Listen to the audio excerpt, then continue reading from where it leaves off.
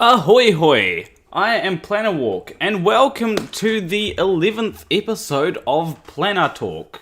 Today we are with Seek Truth, Speak Truth, and let me just switch over here to so that you can see us both. Alright, so how's it going?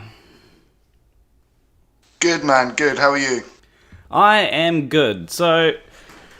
So in case you don't know, because you haven't read the title maybe, Seek Truth, Speak Truth used to be a flat earther, but now he's not. And it was due to conspiracy cats, wasn't it, that you're no longer a flat earther? Yeah, I mean, he's definitely a major part in what happened, if you know what I mean. He will say himself, it kind of, I don't know, it was a mind state from me that had to kind of change. But yeah, you know, I still speak to Mr. Conspiracy Cats now, if you know what I mean. So he teaches me a hell of a lot, to be honest. But yeah, like he was the one that kind of showed me the way, shall we say. Yeah. Definitely. So, I definitely have a few questions about when you're a flat earther, but there is one question that I do have to ask, because last week I had a debate with... No, not last week, the week before last. I had a debate with Fight the Flat Earth about whether flat earth is a cult. Now, my opinion is that it doesn't really fit the definition of a cult that much. There are certainly aspects of it that are cult-like. Yeah. But I don't think that it is entirely appropriate to call it a cult. Now, for people that make videos, it is far more cult-like than for if you're just a standard consumer of flat earth content. So, what is your opinion on that, I guess? I think sort of obviously since I came out of Flat Earth, I did jump on that a bit myself, like calling it and labelling it a cult. But I don't know, like you've got to kind of step back sometimes and just think, am I just having that opinion because that's where I was, if you know what I mean? So I can't compare it to maybe Scientology or any of these other kind of things where in reality of life, Flat Earth is tiny compared to, say, something like Scientology, if you know what I mean, like on a global scale, shall we say. So, yeah, I don't know, like, yeah, it can and can't be, if you know what I mean. There are certain aspects where it is very cult-like behaviour, but then other aspects where it's not, if you know what I mean. So maybe not full-blown cult. I do need to actually still watch that debate. I have noticed it pop up with you and Fight the Flat Earth. And when you mentioned it, I thought, oh, I actually don't know what your response is going to be, whether you think is a cult or not, if you know what I mean. So, but yeah, I have had full belief that it is, but I'm also willing to kind of probably, I don't know, I think maybe people put too much power within that to call it a cult, if you know what I mean. Like, it isn't as big as some flat earthers wish it was, if you know what I mean. So I know cults can be tiny as well, but yeah, that's my opinion on it, dude. Yeah, definitely. Like, I was, as you did mention, like, cults can be tiny. My opinion is that it doesn't really fit if we're trying to apply a definition, and the definition I usually go with is, I keep on forgetting his name. It's Stephen Hassan's bite model, and he lays out a good ground for what a cult is. Now, my opinion is that Flat Earth doesn't really fit that definition, but there are some groups out there that are smaller than Flat Earth. Like, there's a group in New Zealand called Gloria Vale, which is most definitely a cult, and it's not as big as Scientology, but yeah. And one person just said, "Can you do an episode on if the globe model is a cult?" And I have to say, the globe model itself can't really be a cult, but people that promote the globe model could be. It is possible. Now, I don't think that that they are, but it is possible that they are promoting some kind of cult. But I'd have to do an analysis on that. But I don't think we are. One thing I do have to ask, because it seems that a lot of flat earthers, when they're into flat earth, are preoccupied with flat earth, and so I have to ask, when you were into flat earth, was there much that you did aside from researching flat earth? Do you mean like in my day-to-day life? Yeah. Yeah, I mean, at the time, just self-employed, but I was a sort of carpet fitter, getting out doing quotes, just locally in my town. Do you know what I mean? But like quite busy. And then, you know, flat earth kind of, I don't know, it kind of just overtook my mind. Do you know what I mean? And that's what gave me that perception of cult-like, if you know what I mean. But maybe that's just me. It's kind of me doing it to myself in a way, if you know what I mean. But yeah, no, definitely. Yeah, I think. Well, yeah, no, definitely. Yeah, well, it's kind of, I do understand things taking over, but it does seem to me like flat earthers are very obsessed with flat Earth to an unhealthy degree sometimes even. But then at the that being said, there are some flat earthers that I've had great conversations with about things that aren't flat Earth. Like Flat Out Hero, I've talked to him about video games and stuff like that. And when you talk to people about that kind of thing, they tend it tends to be a nice conversation, but often they will bring up things like flat Earth. And when you don't want to speak with someone about flat Earth and you just want to speak about something else, it can be rather annoying. So yeah. Yeah. No, yeah. I mean, it will be sort of top of their agenda, but at the end of the day, like me, we're all human beings, aren't we? Do you know what I mean? And flat Earth is just a belief, if you know what I mean. And it is kind of so sad when you, like you say, you're speaking to someone, they're just a normal person at the end of the day, and this belief just takes over. And it does take over your life. There are things where, you know, maybe I could have become a Christian, but that wouldn't have made people in my life walk away from me, if you know what I mean. But when I started spouting, hey, I believe the Earth's flat, I lost people around me. Do you know what I mean? And these are just friends and laughing behind my back about it. But there's plenty of other things where really you can just go about your day-to-day life. Plenty of people are willing to let people have beliefs. Do you know what I mean? There is nothing wrong with that. It's just when it's pushed onto other people that I actually kind of now think this is where me and you, people like us, have to step in. Yeah. Well, there is actually a question from Nowpinion on the Patreon page asking, I want to know how his relationship with his family, parents, sibling, etc. changed during this whole process. Did they try and change them back? Did they have debates? Any bridges that have burned down? Yeah, I mean, my own personal family, I suppose it's like with anybody. You're either going to have an interest in what we're talking about or none at all, if you know what I mean. And some people may think this or that about things, but say my sister, she'd just straight up say, what on earth are you on about? We live on a globe. You're stupid. And she didn't even have to look into it. Do you know what I mean? Like, she never looked into flat earth. She just instantly said, you're being stupid. Do you know what I mean? But like, I overlooked that and was like, oh, it's because you've never looked into it. And not realised that actually people don't need to look into it. It's when you do and you look in the wrong places and suddenly you think, oh, I'm watching factual information, when really it's just absolute boolax, shall we say. Yeah, well, I still remember when I first found out about this whole flat Earth idea.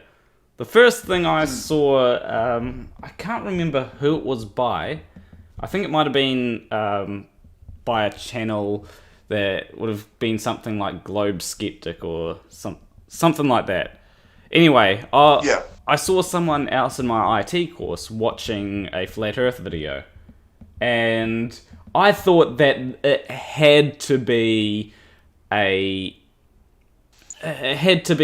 joke, right? And then I looked into it and realized that these flat earthers, they actually exist and are actually being serious.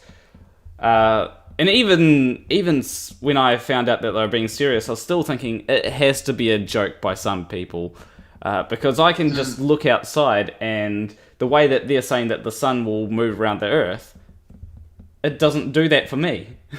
You know, they say that we'll move around the North Pole. Well, for me, if I can see it going south or going to the southwest in the summertime, that shouldn't happen on the flat Earth model, and that was what made me realize that it's not. It's not so much that made me realize there were other things that were really sketchy about it, like the fact that the sun sets in reality. So my question, I guess, is what actually convinced you that the Earth was flat? Yeah.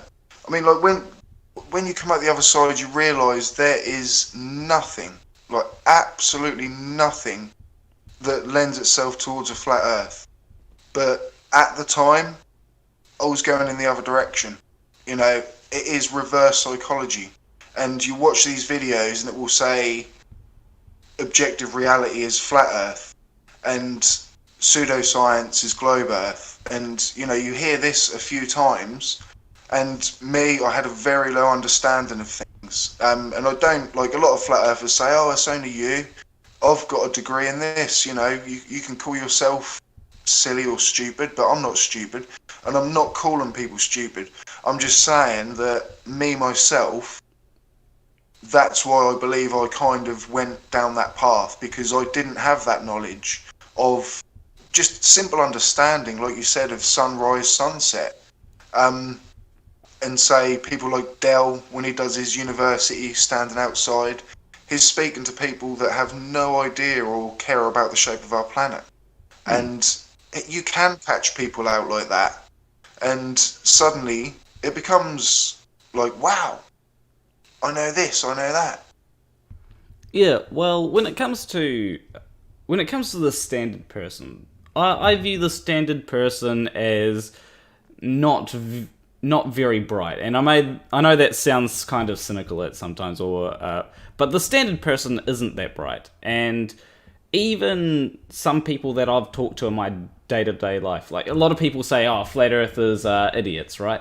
I've talked to people that are stupider than flat earthers that would never be flat earthers because they just don't care. They're not going to look into something like flat earth, and it's fine if they're not that intelligent as well. It's just that they aren't trying to go, the Earth is flat, you know. And so for me, I can understand that when your average person isn't that smart, it is, if you combine not being smart with having a tendency to go towards conspiracy theories. That I was thinking to say that. Yeah. The conspiracy mindset as well. They have to go hand in hand, really. Yeah. And so for me, I can see why people become flat earthers. And I think a lot of people just, like, when you actually hear flat earthers, a lot of their things is, there's this thing about the globe model that we don't understand, so therefore the globe model is false. And it's okay to not understand things about the globe model. I know people that aren't flat earthers that don't understand something about the globe. It's just that they realize that they're that either they just don't understand it, or they go, well, someone smarter than me understands it.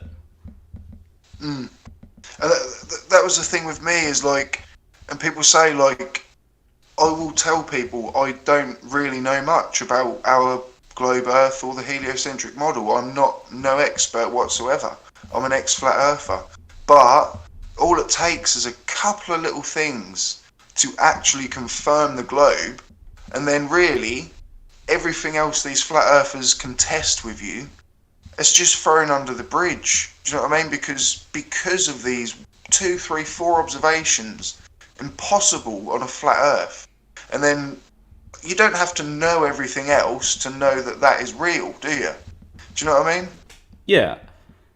For me, the way that Flat Earth, I guess, helps me in a way is, so to start off with, I didn't understand all that much about the globe model, apart from simple observations, because it didn't really cross my mind. But after hearing about Flat Earth, for me, that actually kind of inspired me to try and learn a bit of physics, even if it's really basic physics. And so I could probably understand a bit more. And it's okay if I don't understand something like how rockets can generate a certain amount of thrust, or whatnot. I don't need to know that stuff, because it's not all that important to me, unless I want to start firing rockets up, in which case I think that there are bigger problems that I have to worry about there. But, you know, there's those things that people understand, and if you don't understand something, you feel free to ask me, and I might not know the answer, but if I don't know the answer, I'll just say, look, I don't know, you might want to ask cats or something, you know? Yeah. Oh, no, that's cool, man. And that's what I love about, like, everyone in this community, to be honest, since I've, you know, had this realisation that who the actual people that are lying are, and it isn't this side, you know, and the support I've had is unbelievable. So, no, thank you very much, man.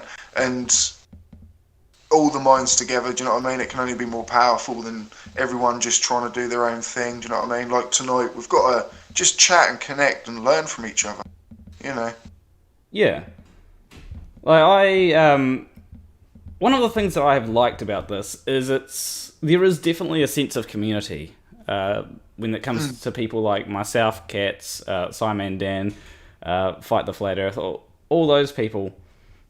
There is definitely and even you, there's definitely a sense of community, and it has been really fun. Like, if I stop getting views tomorrow or something, okay, I'll be a bit disappointed, but at the same time, I will definitely remember the time that I've spent debunking flat earthers and making friends. And I'd hope that, like, Conspiracy Cats is in the chat, I'd hope that if everyone in the flat earth debunking community got shut down by YouTube tomorrow, I would definitely hope that Conspiracy Cats would still talk to me. I'd hope that would still be able to play Red Dead Redemption, although my PSN account has run out of it's no longer got PlayStation Plus, so that would be a little bit of a challenge.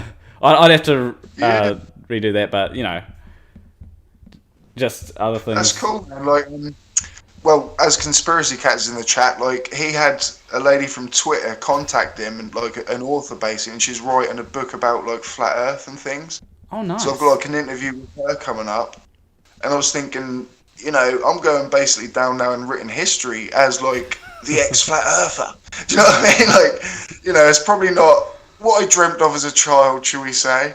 But you know, if I even can add that to the, you know, humanity's quest now of like the fight against anti-science. Do you know what I mean? I was like, wow, like, so yeah, like I'm gonna chat to her, and you know, she's quite big, like as an author apparently, so it's gonna be cool. I just remembered that the super chat thing is on. Paul Reap gave $1 and didn't say anything. But Conspiracy Cats did say that he's in the next room, and that's right. But we shouldn't mention that.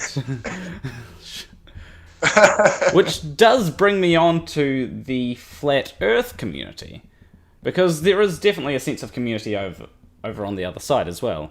Because you mentioned that Eric Dubay commented on your videos, which I suppose would have been, as a flat earther, would have been something that you'd have thought, whoa, Eric Dubay, one of the big big guys in the community commented on one of my videos. This is amazing. So what did actually go through your head? Yeah, I mean, I was like a teenie, like looking out for the pop star. Do you know what I mean? And like I was running around my room. I may as well have been like cheerleading and been like, oh my god, like Eric Dubay has commented on my videos. But it was that exciting, you know. And like he's got some website called IFAs or whatever, and he'd share, you know, like lists of people of who to follow. But I was one of the only people he actually shared like my channel page, like as it is, if you know what I mean, on there. And at the time I was like, oh my god, I'm like, wow. And obviously he's deleted that now. That's gone. You know, apparently, you know, I work for the CIA or whatever, just like Tiger Dan and everyone. But no, that's exactly what he suggests now. And that's what I always say to people when they're like, you were never a flat earther. And I say, why would Eric Dubay mention my name? Do you know what I mean? Like, and I know that's not a call to anything because it's Eric bloody Dubay, but in that flat Earth world, he is on the top of the pedestal for many, many people, and that's how I can say to people, you can look at his videos. He's mentioned me at least a couple of times. Why on earth would he if I never was a flat earther? Do you know what I mean? He feels threatened by me, and I'm happy with that. Yeah, well, I think that when it comes down to these types of things, and this isn't exclusive to Flat Earth, of course, but I feel like a lot of people have a narrative that they want to push, and they've got this narrative in mind, and when it comes to something like Flat Earth, when something goes against, like one of the things that Flat Earthers say is once you go flat, you never go back. Well, you went flat, and then you went back. So that contradicts their narrative. So when that happens, they've got to come up with a rationale for why that is. And I think that is why a lot of flat earthers have a very difficult time accepting evidence. Because I could show you images by Soundly of Lake Pontchartrain, right? And you'll hear them come up with all these different reasonings for why the curve that we're seeing isn't actually a curve. And were you the same? At the time, dude, yeah, like everything is just... You're just flipped. Whatever anybody's telling you, it's not the truth. It's not the truth. They're lying to me. And you don't necessarily think you personally are lying. It's just that you think you've learned the wrong facts, if you know what I mean. People will say the word fact, you know, oh, there's no facts that can support a globe. And I used to utter that. I've probably said that hundreds of times in the past. And it's embarrassing, you know, and people will still say that. You'll hear it all the time. There's no facts that can prove the globe. And you're just like, what? Like, how can you deny this? Like, everything is thrown in your face, and everyone's just like, no, I can't do it. Yeah, like I find that the main thing that flat earthers do is they, like, you see this with Nathan Oakley and his angle of attack. A lot of times they're just making stuff up, and sometimes it can be rather frustrating because you know what, or at least for me, I know what they're saying is complete and utter bullshit. But you see flat earthers that will take one small bit of evidence that they think supports their position, like Black Swan, and they'll wave that around like it's an absolute hands down victory. When I mean, I've seen so much evidence that the Earth is a globe, like sunsets, and there's actual pictures of a globe. Do you know what I mean? Like they're from space. They're like waving about a Black Swan photo, saying like, "This is evidence. This is evidence." And look at the Earthrise photo. I think from '68. You know, that was before anything could have even been like manipulated like that. And now you're just like, I'm trying to bang on people's heads, but like learning how to do it in the right way, I suppose, and just saying, come on, like, there's a photo of a globe. Yeah. Or, in response, like, my response to the black swan image would be the half swan image.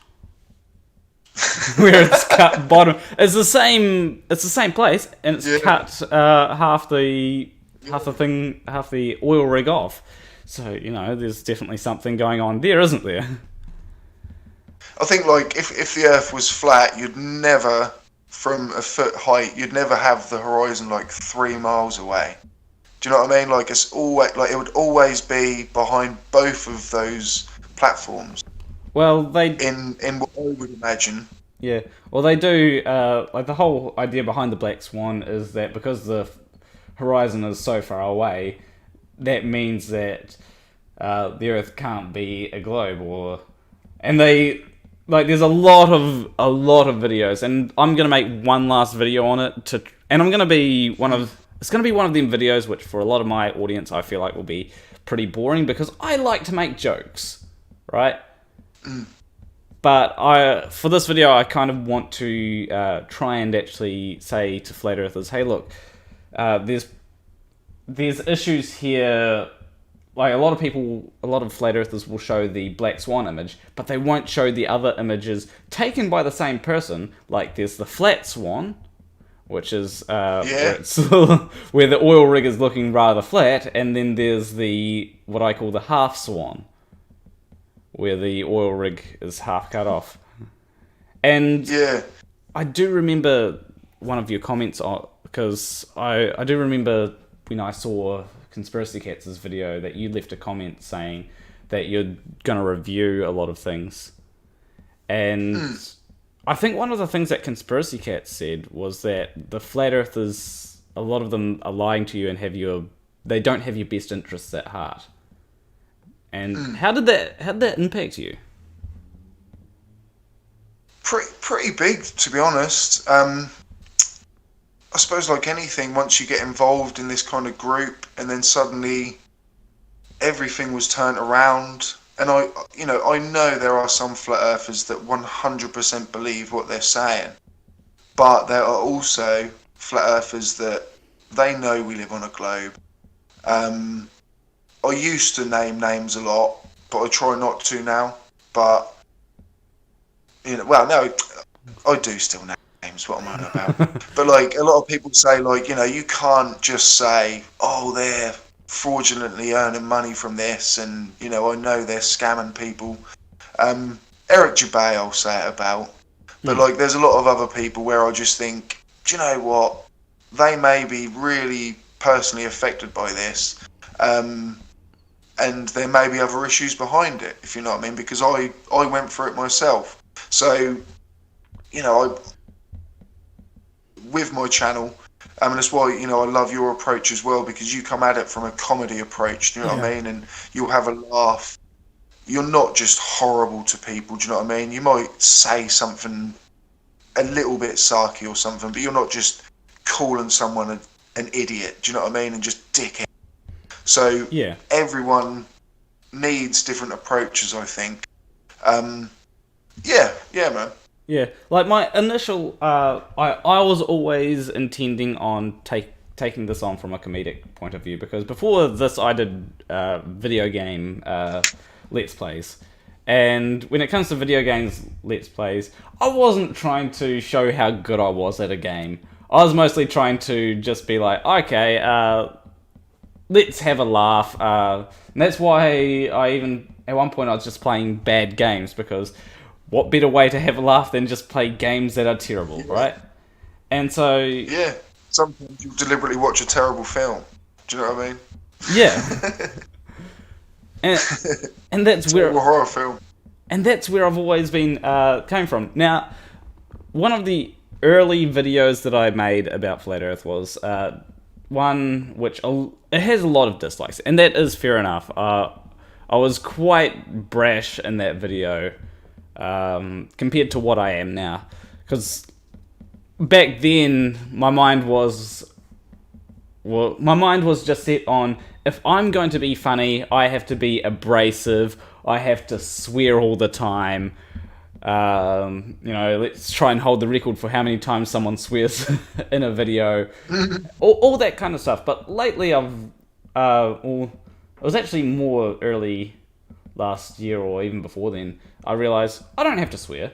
I can be funny without swearing. I can be funny by, having jokes. I'll still be a little bit abrasive towards people. There are some people that I'll be like, okay, I'm not going to be too abrasive towards this person. But I'll still be abrasive because sometimes that can be funny. But for the most part, I try and be funny I try and make fun more of the arguments than the people. Yeah. Yeah, that is the way, sort of personally for me, that's the way it worked. Everyone should just keep doing everyone, that's what I think.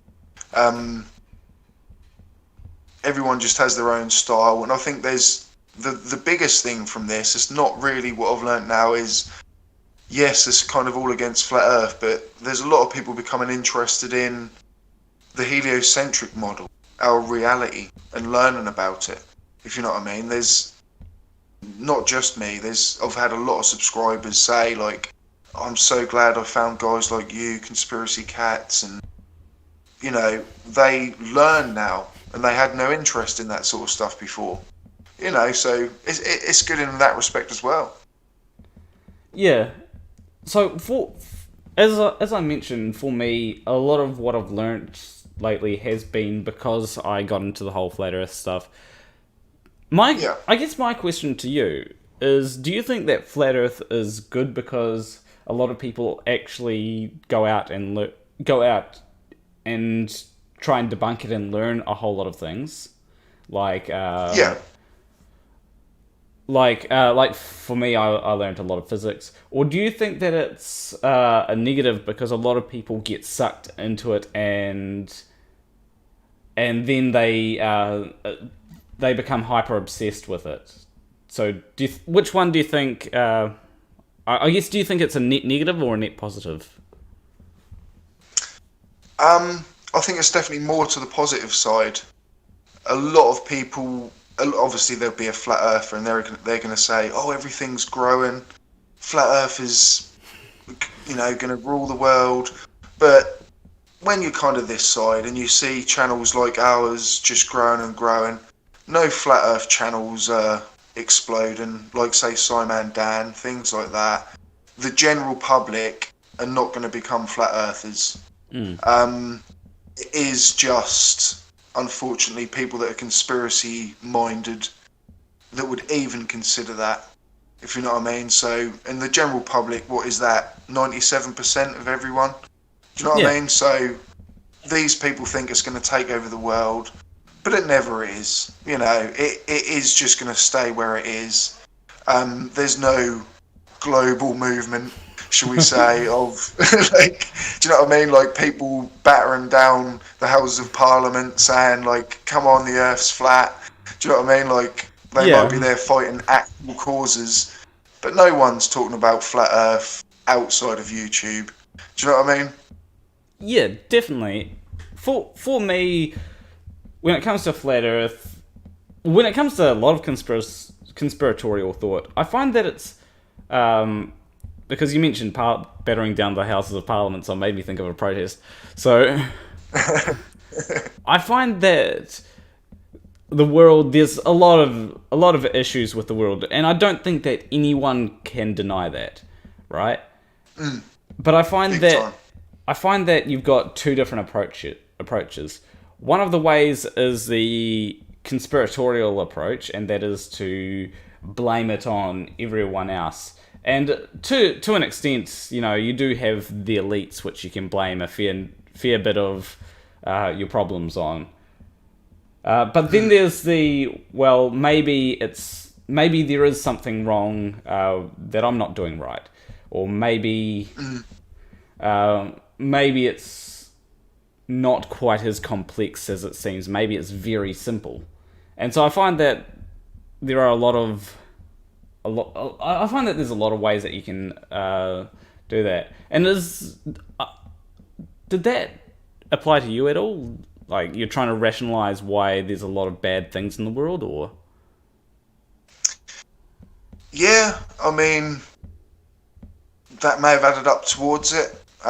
It's a blame game sometimes. So you're trying to blame not necessarily even your life, but the town's life or the negativity around you, and you're thinking, why is this happening? Why is this happening? And there are so many people that start to live like that.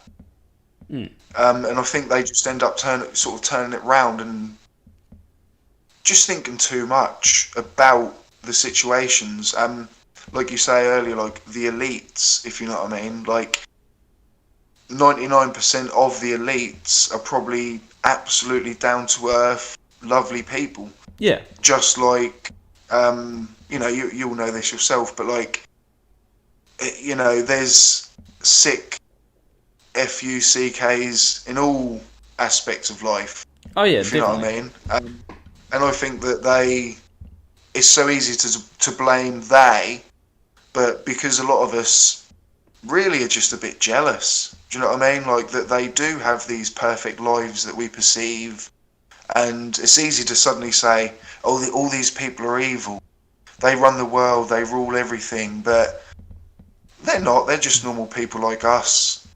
Yeah. They maybe worked a little bit harder at certain times. Do you know what I mean? Like that's the way I look at it. The way I view it is that there is definitely a component of to a lot of people that are fairly wealthy. There may be a component of greed there, but I don't think that you need anything else to explain it. I don't think you need them all to be Satanists that are conjuring up the globe model or anything. You just need to go, well, people can be greedy. And if you were in their position, face it, you'd be greedy as well. I know that if I was earning $1 million every year, I'd probably want to keep a fair bit of that. I'd definitely want to try and solve wealth inequality, but I'm not going to deny that I'd definitely be a bit greedy if I had millions of dollars. Which is what, to be honest, so many famous people, Hollywood people, they do a lot of work for charity. And they're probably thinking, like, I need to give some of this back, if you know what I mean. And so a lot of that stuff is overlooked. It's crazy now. I think, like, especially now the way the world is going, it's too easy to just blame someone because they're famous. Suddenly it's like, oh, they're in on it, they're part of they're in the Illuminati, they're doing this, and it's just crazy now. Yeah, one of the things I don't get, though, is the symbolism. Like, a lot of conspiracy-minded people will be like, see, they're making this sign, it's symbolism, and it's like, I mean, how? It's the peace sign, isn't it? It's like the Black Swan, like you were saying earlier, where they'll focus on one photo rather than the other 99, if you know what I mean. So there might be one photo where someone may have made an Illuminati-style hand symbol, but the other 99 they weren't. Yeah, and then they'll show that one and say, oh my god, this guy's an Illuminati. It's also the case of... I'm trying to remember exactly what it was. God damn it. I'm drawing a mind blank. Oh, it's also the case of why would they be so obvious about it? Like, why would you... If you're in a secret society, why would you be obvious about being in a secret society? Why wouldn't you just be like, why wouldn't you be like, no, I'm not in a secret society. I'm not going to make it obvious that I'm part of, whatnot. So yeah, I don't understand it, but again, it's one of them things where you'll take evidence that supports your side, and not listen to other evidence that doesn't support your side. Yeah. Yeah. I mean, I've heard that about, say, like, Freemasonry. When I was a flat earther, it was like, all Freemasons are evil. They're all covering up the shape of our planet. It's all, like, you know, they've been in it from the start. And you just think, what on earth? Again, within this group, there may be some sick people, but it does not mean that all of Freemasons are evil. Do you know what I mean? Like, it just comes down to this, where people will soon categorize something and lump it into that group of, like, oh yeah, they're all doing this, they're all doing that. But it's hearsay. There's no real evidence of anything going on, is there, really? Yeah, well, you hear with Eric Dubé that he always blames the Freemasons. Like, I recently was watching his 6-hour documentary. That is, I've got a question for you later about that. But he would often bring up the Freemasons, and I'm like, okay, what do you have against the Freemasons? Why are they evil? And I'll probably have to make a video looking into that, where they explain why the Freemasons are evil, and then do a bit of debunking on that. But, you know, it seems to be the go-to person to debunk. But anyway, I have speaking of Eric, or the go-to person to blame, I mean. Speaking of Eric Dubé, how did you put up with his voice?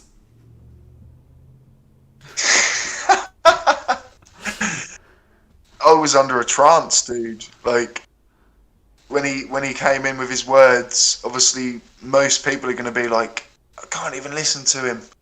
But I must have been in that unfortunate group of people that I heard his voice and I was like, oh my God, like, this is the new Messiah. And I suddenly just ran down that rabbit hole. And yeah, he became a god to me, dude. It's embarrassing. Now, one of my hypotheses is that Eric Dubé actually uses his voice to his advantage, right? I think that what it's meant to do is it's meant to sort of try and get you to that state where you're near sleep. Like, so where you're not quite asleep, but still awake, so you're still receiving information. So what that does is you hear the stuff and you're like, and you're only half asleep, so you're like, oh, it might actually be true. So I think that's what he's doing there. And it was always late at night when I listened to him. Okay, I think we might have just confirmed that hypothesis. Yeah, I think you're right, dude. You see, I'm onto something here. Yeah, that is. I think that's how he does it, man. Like, you're in that kind of in between state, in kind of dreamland, and we've all had that dream, and you wake up being like, "Is that real? Is that real?" And he's catching people in that mind state, I think.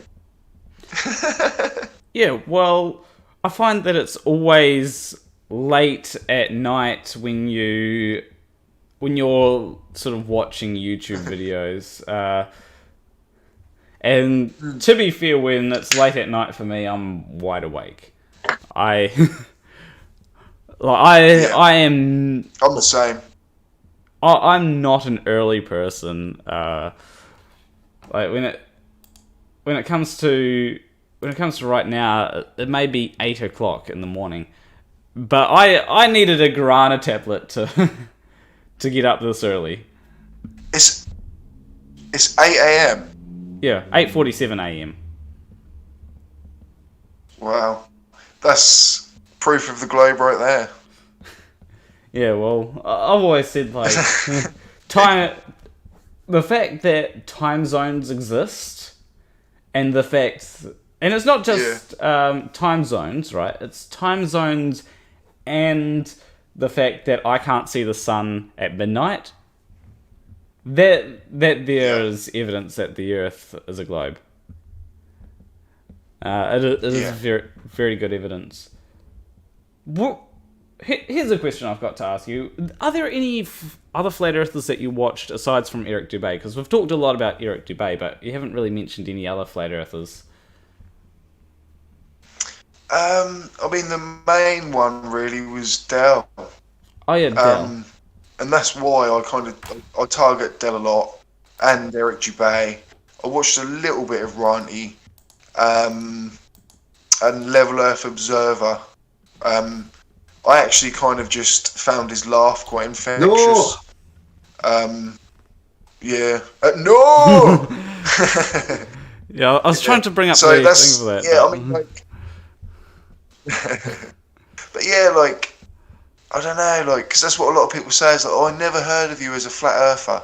But it's because I wasn't one of these guys that was in the chats, like, on the live streams. I'd be in the chat, maybe, or leaving comments... But I never really had the confidence to kind of step out and debate what I believed, if you know what I mean.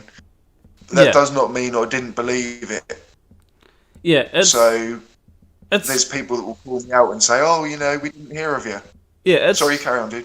It's kind of like me when it comes to politics. Like, or a lot of issues that aren't flat Earth. Like, I'm fairly confident that the Earth is a globe, right? Because, you know, I know that I'm right about that. However, or I'm pretty sure 99.99% that I'm right about that. There's like the very infinitesimally small chance that I live in the Matrix and the Earth is actually flat, and what I'm being shown is all designed to trick me into thinking that I'm on a globe, but I don't think that is the case. I think that literally everybody in my life would have to be in on it for that to be the case. But when it comes to what was it? Oh yeah, when it comes to things like politics, there is the chance that I might be wrong on some issues, or that I might be fairly like some people will say. Some people have heard some political views that I've got and will go, oh yeah, like he's wrong. Like in America, well, I made a video where I said that the Electoral College should be abolished, right, in America. Now, a lot of people said you're uneducated on this. You should have researched it more properly or a lot better. And there are some things like the gerrymandering point, for example, which I think I probably got a lot wrong with that point. However, it's one of them things where I am open to learning, which is why I watch a lot of political debates. However, I don't participate in a lot of political debates because, first off, other people seem to like a lot of my arguments would probably come from things like Destiny. Destiny, Vosh, those kinds of people. And I'd probably just be parroting what they say. Or I feel like I'd be parroting what they say, if you know what I mean. Whereas when it comes to flat Earth or even religion, I feel like I have interesting perspectives on that. However, that being said, people, do let me know if you'd like to see political debates, because, you know, that might be interesting, but I do know that is very, very, a lot of people don't like that. Yeah, I mean, I'm the same. I mean, obviously, my channel is about being an ex-flat earther, and it will always be that. You know, I'm kind of always going to be the ex-flat earther now. But I do also want to speak about other things. But it's difficult because you've built up, obviously, your subscriber base with what you talk about, and you could easily rule out maybe a third of your subscribers just by a couple of things you say or opinions, if you know what I mean. So it's difficult when you do start thinking about politics, even though it is so interesting, if you know what I mean. Yeah, like I do have a political video, which is probably going to release tomorrow, depending, because I've got a lot to do today that isn't just YouTube, and so it'll be interesting to see how that goes. But I find that a lot of people, like a lot of people, even if you're intelligent, you'll have a particular idea, and a lot of people will be subscribed to me, and I'll say something that they disagree with on something, and then they, because it goes against what the one of their preconceived notions, right? So some people might like me, for example, some people might like me for bashing Flat Earth or whatever. But then as soon as I go on to something like anti-vax, as soon as I start bashing that, or chemtrails, or something that they believe in, immediately they seem to take offense to that, rather than going, well, am I wrong on this here? And there's always a chance that I'm wrong. But the thing is, it's good to question your it's good to question your own preconceived notions, because I've done that heaps of times. And I'm assuming that Flat Earth wasn't the only conspiracy that you believed in, right? No, mate. I mean, it was the lot. It really was. The main ones would be kind of, well, contrails, but I would have called them chemtrails. Now, even just looking into that, there's such simple explanations as to what we do see in the sky. But you're cherry picking, and as soon as these things come along, you just accept them. You know, it's like it's almost like you're supporting a team, and these conspiracies that come in, they're just new transfers, and they're just, you know, you're like, oh yeah, I'm going to support that one, and this belief system builds up. It's crazy like that, dude. Yeah. So yeah, I mean, it got to the point with Eric Dubay, I was very nearly going to become a denier of something. Is a denier of. And yeah, I know what you're talking about now. I was very close. Yeah, like, and like I had to step back then, and I thought, this is getting really, really serious now. And I stepped back, and I think that was very close, like I say, in the timing when Conspiracy Cats had contacted me. It was timing. Maybe if he'd have contacted me 6 months later, if my channel had have grown to a point where I felt like I couldn't turn back, I might not have looked at the evidence he gave me, if you know what I mean. So it was just maybe just the perfect timing for me. Well, one thing that I remember doing is I remember having a Flat Earth Twitter account. And now when it came to that, the whole idea behind it was I was wanting to see how gullible Flat Earthers were. So I made a pro Flat Earth Twitter account, and sometimes I'd say outrageously stupid things. Like, I think that I said that the flood in the Bible was created by the flat Earth tilting or something, and I think a lot of people,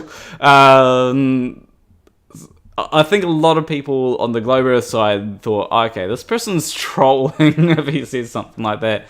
Yeah. Like the Globers obviously instantly knew you were trolling, but some flat earthers may have fallen for it, if you know what I mean. Yeah.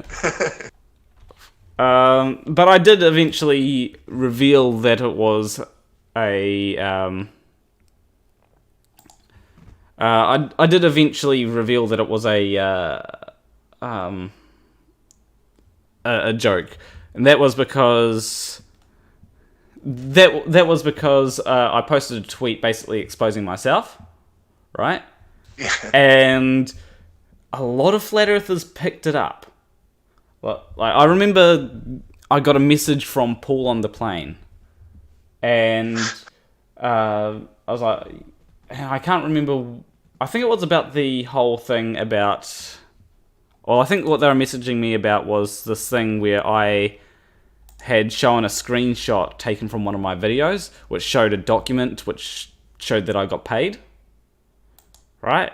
And so I'd posted that, and it got a lot of tractions. Like, Jiranism started talking about it. And the whole idea of that was to... the whole idea of that was just to go ahead and see what flat earthers would believe in. And I had put things in the Twitter account. Like, there's one tweet somewhere saying about how... where is it?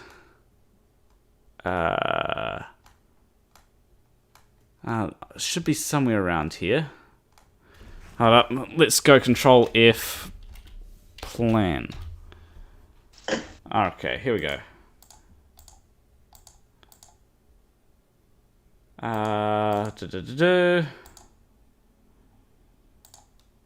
No, I can't find it.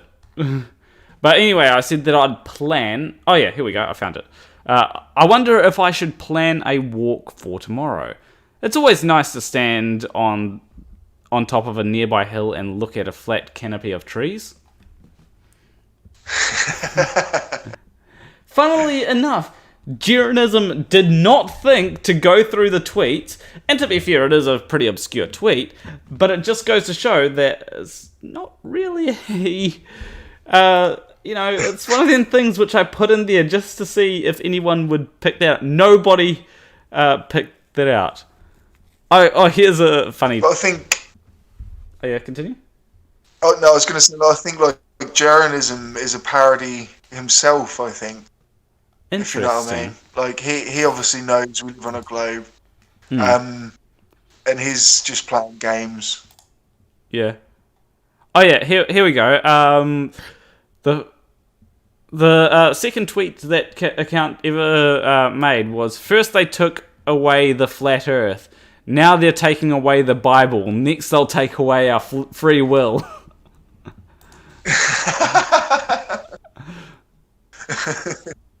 Another one is... That's the thing, isn't it?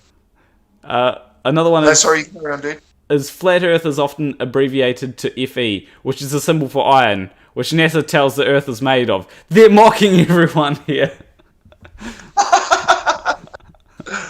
I'm surprised no one's ever caught onto that symbolism before. Yeah, it's... I mean, they could actually probably... Here's the thing. I wouldn't be surprised if a flat earther hears this, goes to that account, right, then has a look at some of the things that account says and goes, well, actually, maybe this account is saying stuff to make... saying stuff that is actually true to make it seem ridiculous, you know? Yeah. And concoct this absurd thing. I wouldn't be surprised if that happens, but it's probably not going to happen. It would be entertaining though. Yeah, whatever the truth is, they'll always believe the opposite, won't they? Yeah. There was something that I was going to ask you, but I completely forgot. Did you hear about the whole director of Earth-shaped counterintelligence thing? No. Okay, so the idea is something fun. There were people that said that we shouldn't have done it, but then there's also people that thought that it was hilarious. So the idea was that MCToon created a document, right? And the idea was that... Oh, I have heard of it. Yeah, and the idea was that we were going to accidentally leak it. Now, beforehand, we had also created these hashes. So these hashes were of the document, and you can't... When it comes to a hash, you can't change anything because otherwise the hash would be completely changed. So you can sometimes change parts of it to get the same hash, but 99% of the time you can't change, like if I change the last paragraph of something to be completely different, then the likelihood is that the whole hash would change. You probably wouldn't be able to get something legible from it if you were to try and get the same hash. And it's very difficult to crack hashes. So we leaked the hashes so that if the so that when the document came out, we'll be able to say, well, look, these hashes, we've leaked them before. We've put them in weird places so that you can go find them. And even then, Flat Earthers denied it because I guess they don't understand hashes or hashing algorithms. Oh yeah, there are Flat Earthers that think that we covered up the leak by pretending it was a hoax. When we actually, what we did is we always had that second page. Dude, I'll be back in a second. I'm still listening. I'm just going to turn my camera off for a second. But I'm still listening. Okay. I think that's going off, is it? Yep, it's off now. Cool. I'm still listening, but I'll be back in like 1 minute. Okay. I'll explain to the people. Yeah, it's... Well, actually, one good thing would be is if anyone has any questions, post your questions in the chat and I'll try and get round to them. But anyway, hashes don't mean hashtags, Robert. Hashes, they... Essentially, when you store a password, for example, a password should never be stored as plain text, right? When it comes to passwords, in fact, you shouldn't actually just store the hash. Like, if you're going to store a password, you should always salt your passwords, always, so that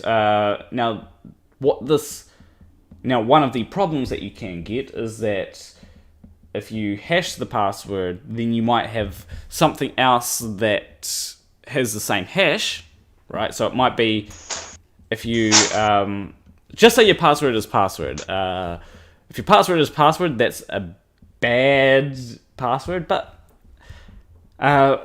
anyway, what will be stored as won't be password. It won't store the text password. It will be stored as something like EFJ243J9XE4, right? Just something random like that. And it will appear random, but it goes through a hashing algorithm to make it appear random. There will also be... what else is it? There will also be salts added to them. A salt is a set of random numbers. So you might have a salt of 1892, right? And that will be something that will be added to the password. So the password the hash that is stored won't be just the hash of password. It'll be the hash of 1892 password. And that is just a way to make it harder to figure out what the password is based on the hash, because otherwise someone could go use a rainbow table and just go, well, password is this hash, egg is this hash, password 1234 is this hash, and it becomes, if you've got a rainbow table, it becomes really fast to figure out the password. And I think Seek Truth, Speak Truth disappeared there. Hopefully he comes back. I'll go over to the...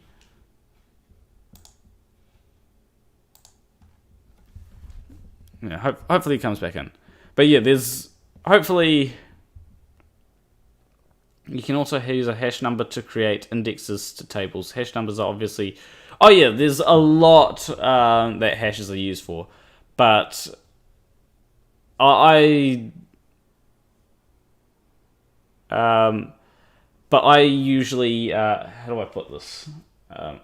I usually talk about it in terms of password, terms of passwords. I actually use hashes myself for my video game.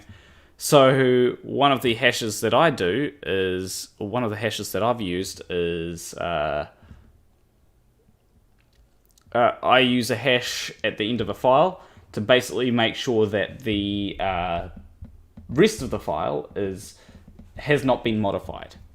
And that's what I use a hash for. So when I save a file in my game, it also saves a hash.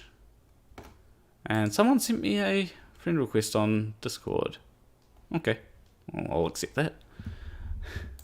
Now I feel like a lot of people are going to start sending me friend requests. What have you done to our chief? What have I done to seek truth, speak truth? I don't think I've done anything. Now, one of the issues is I do not know how to create hashes. That is something that I should probably learn. But, you know, I don't really know. Well, I don't really need to, I guess. Like people much more intelligent than me have created hashing algorithms. I've learned some basic things. Like if I really wanted to, I could probably learn assembly. But there's really no need, right?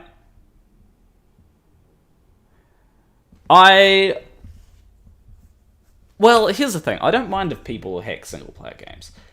However,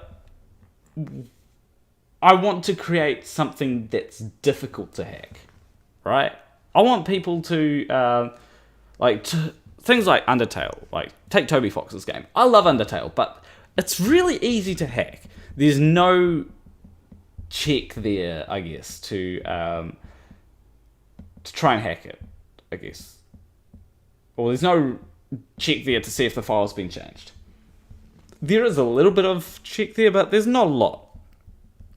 So when it comes to Undertale, yeah, it's very easy to hack. And as I said, I don't mind if certain people hack certain things. Like, I'm going to have an INI file stored with the game, which has certain settings that you will be able to go ahead and change. Most of the things will be changeable in game. Oh, speak truth. I don't know where he's popped off to. Like, he disappeared for a bit.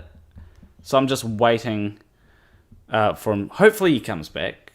Because I did say, people, if you've got questions, ask them in the chat. Hopefully this doesn't kick me out of the call. Because then you'll see all my code if that happens. Yeah, because let me just hold on. There we go. I'll put this up. Problem solved. Don't want you to all see my code. Because I've got atrocious coding form. Like my code form is atrocious, but, you know. Oh yeah, randomizers can be fun, but, you know, if someone wants to go through the source code of my... here's the thing. If someone goes through the source code of my game, or not the source code, but goes through the, or manages to unpack my game into its source code. Okay, so seek truth, speak truth, phone round of Butterberry. Anyway, if someone goes through the machine code of my game and actually figures out how the game runs and manages to decompile it, and there it goes, then you deserve to be able to do whatever you want to my game, because you've put in effort, right?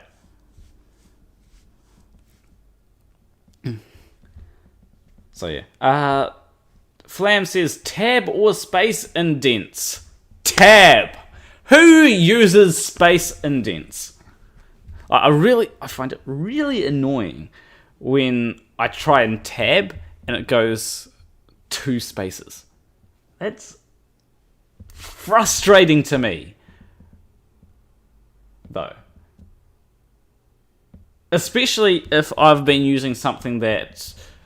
It's even more frustrating when I tab and like most of my space indents will be... Or my space indents are 4 spaces, right? And I tab and then it goes 2 because I'm using a different thing. So if I go tab, usually it's with 4 space indents. But however, when I go tab in something, I think it might be Notepad, it's something like 2 space indents. And that is insanely frustrating to me. But most of the time it doesn't really... most of the time it doesn't really matter. Reverse engineering game code is definitely a thing. Like, you can decompile it pretty easily. I think they did that to Yandere Simulator, and that's why people, although it might be that just his code got leaked somehow, but I don't know how it would have gotten leaked. But yeah. And I always find it. So what are people saying in chat apart from that? I've got a lot of people. No, nothing interesting on my phone. Wait. So I wrote a Morse script where I can convert from into Morse using... Okay. Is this gamer language? No, it's not really gamer language. It's more of... Wait, are you Okay. Are you talking about gamer language as in only people that are gamers will understand this? Or are you talking about gamer language more as in a programming language? Like maybe maybe GML, which is game maker language?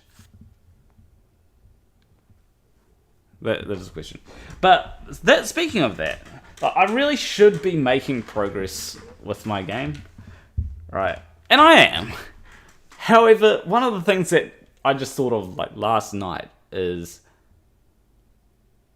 vibration. Because for the most part, I was using Game Maker Studio, and then I switched to more gamer lingo, a little bit, I guess. But it's more programming language or lingo. But anyway, as I was saying, I should be making progress, but I thought of, wait, how does Game Maker Studio 2 handle controller vibration? Like, if I've got this controller here, and I actually can't see it, goddamn, because I don't have the camera up. But if I've got a controller, and I want it to vibrate, am I going to make it,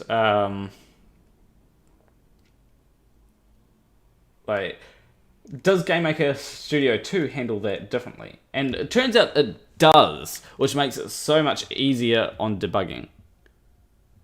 So, last night I was thinking I should probably be making different progress, like working on the Beeloo boss battle, because I've been working on that for ages. It is actually a really big undertaking. But last night I was like, haha, controller go brrr.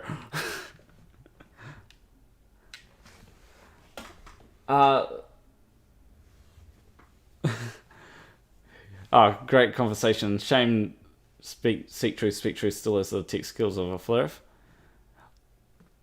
I feel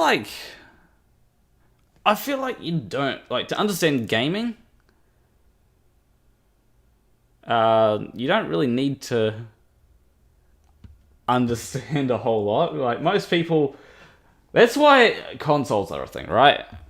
Like, if everybody understood things like how to build computers, consoles would go out of business pretty quickly.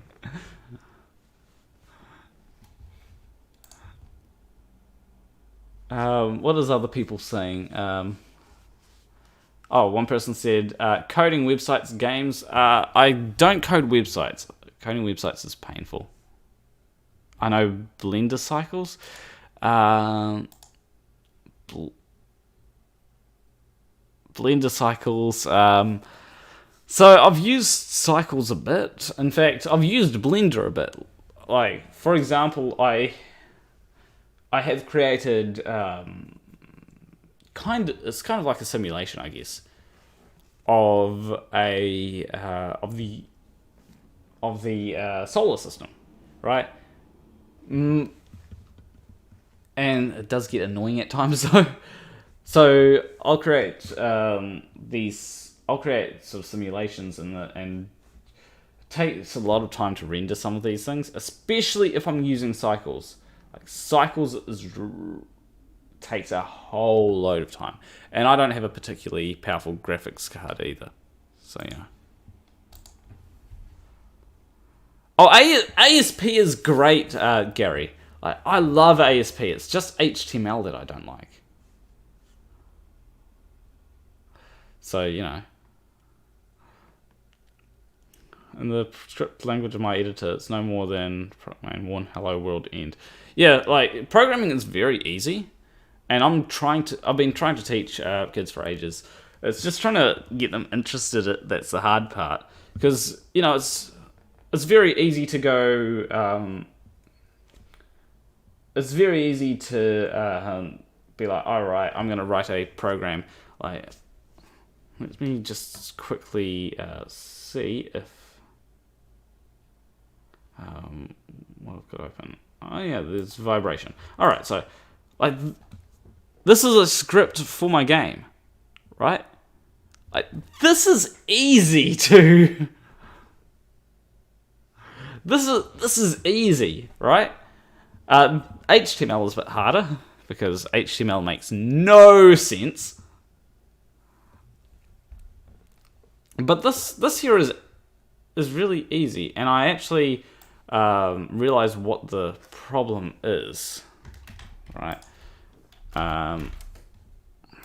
Because there was a bit of an issue with this where it didn't vibrate. So if I type that out and go equals LVI, and then I type this out and goes equals RVI, fixed. Boom. Easy. And this is just a way to and save, and I'm done. That's vibration there. There is a little more to it because I've got to. If I scroll up, I don't mind showing the input controller, but if I scroll up, there is something down here which says, you know, which says that this is what sets vibration, but this is what you use to set vibration. Essentially, it is. I had to work on a way to make it so that as more things vibrate your controller, it gets more intense. So the controller vibration gets more intense, but you know.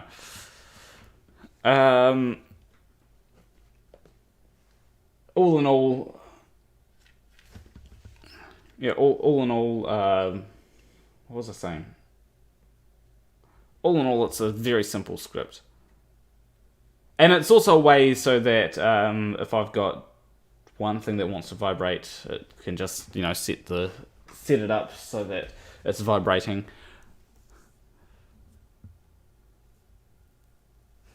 Why not a chin stream and chat? SCC. Yeah, like he's probably in chat, but like as soon if you're listening, Seek Truth, Speak Truth, just call me when you've got everything set up, and I'll hopefully. You guys know Candy Crush? I do know of Candy Crush. I don't particularly like it. Mostly because I know that it can be a bit of a rabbit hole. I'm not a big fan of mobile gaming. I haven't loaded up a game on my phone for ages. I think it's cool what I'm doing now. Like this is meant to be a chat with you, Seek Truth, Speak Truth. Like if you're not wanting to come back on, I'll shut the stream down. Because I don't want to like be yapping on about stuff for ages. If you're gonna come back on, do so. Like, if you're gonna come on soon, do so. But like, I don't want to be yapping on for ages and then speak truth doesn't even arrive. Like, that's why the reason why I'm yapping on right now is so that I don't get like half an hour of dead silence.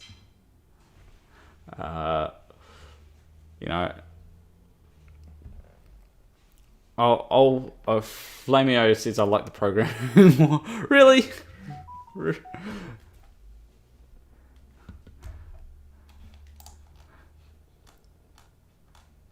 This is some of the this is an example of atrocious programming etiquette. Like, try and make sense of what that means. Like, there is a bit of standard there, but really should be structured a bit better. But I understand what it's doing. And I can probably, I could probably actually change it there a little bit. I could probably literally just add in vibration right here.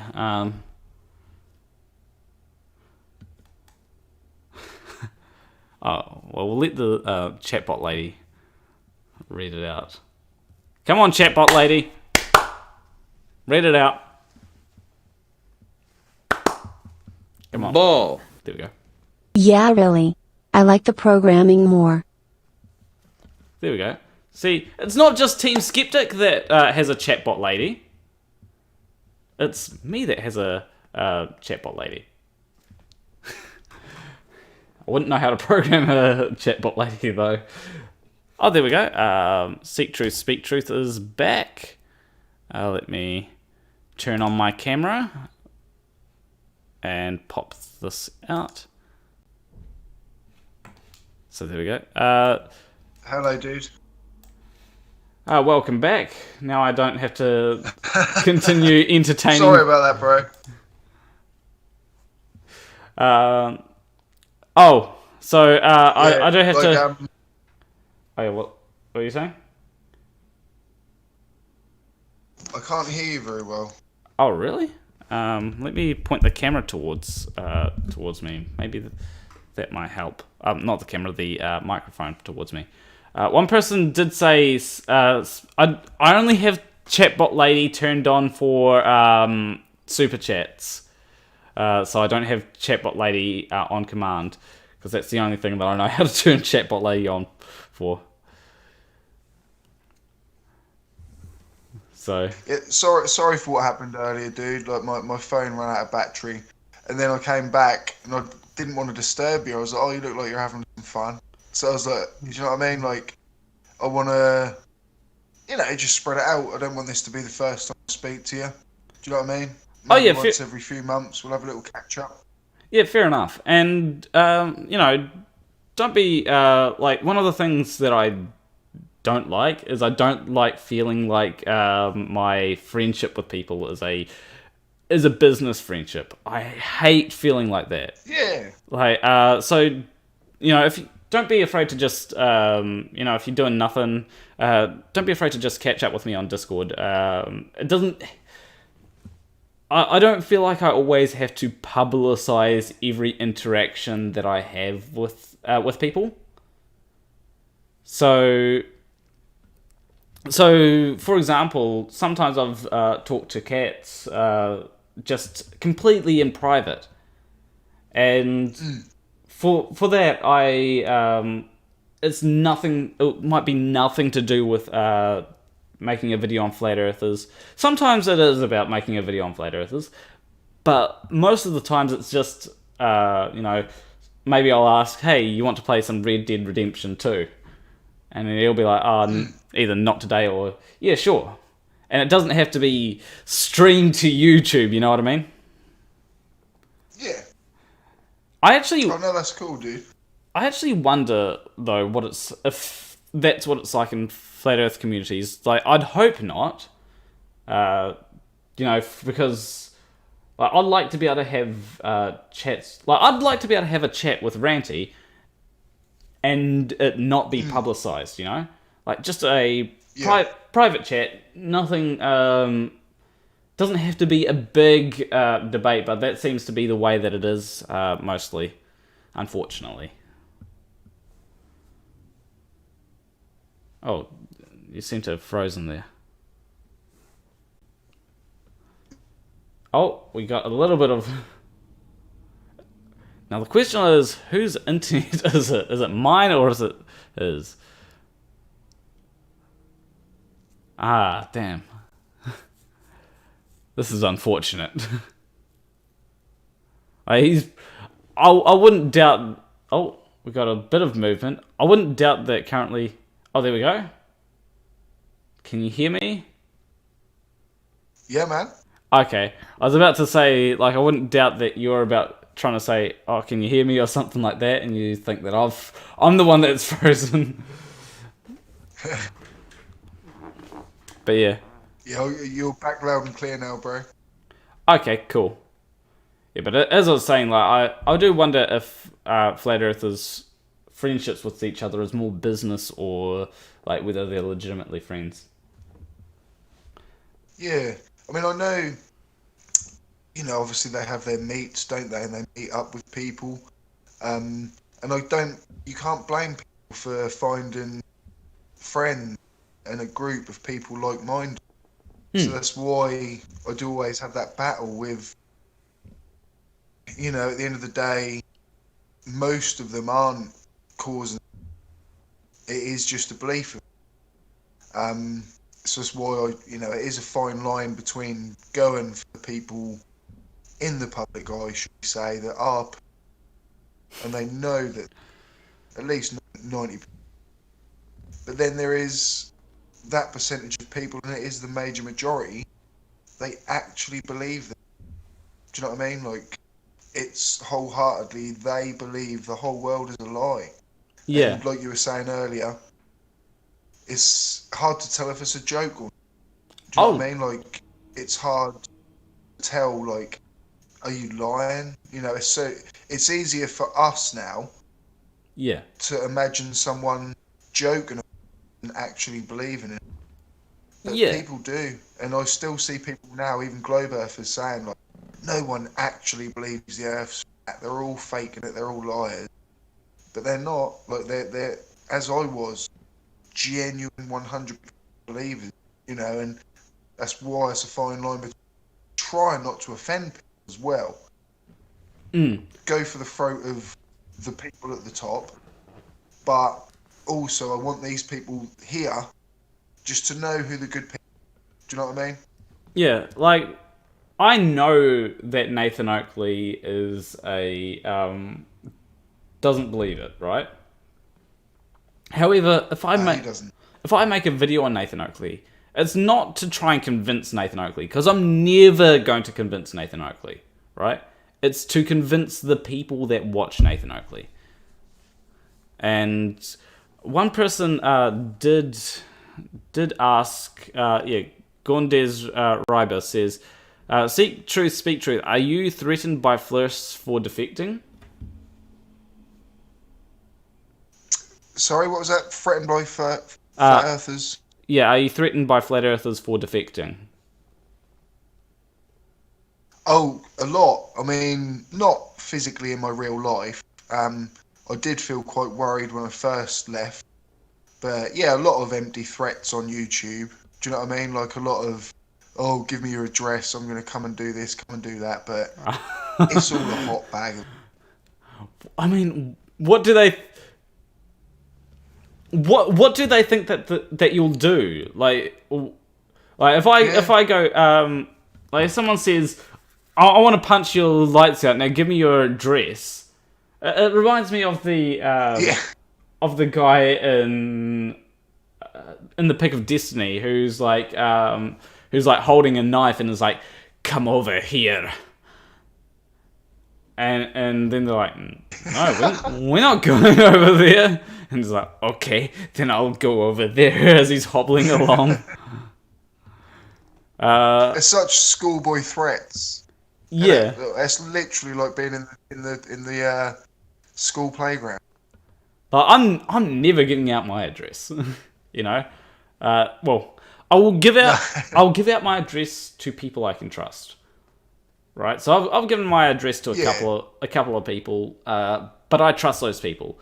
I'm not going to make it public knowledge, because I mentioned, like, at first I didn't even mention my name before, but now, like, I'll say, my name's Craig. Do you know what I mean? But, like, I'm not going to go shouting out my last. Yeah. I say the town that I live in, because I'm a real person. Do you know what I mean? Like, people look at me as like, oh, seek truth, speak truth, this government agent or the flat earth. And I just want them to know, dude, like, get to know me. I'll add you on Facebook. Like, you'll know that I'm just some random nobody that happened to once believe the earth was. Yeah. And now I've come out the other side. People like that and they want to speak, but they think I'm some plant.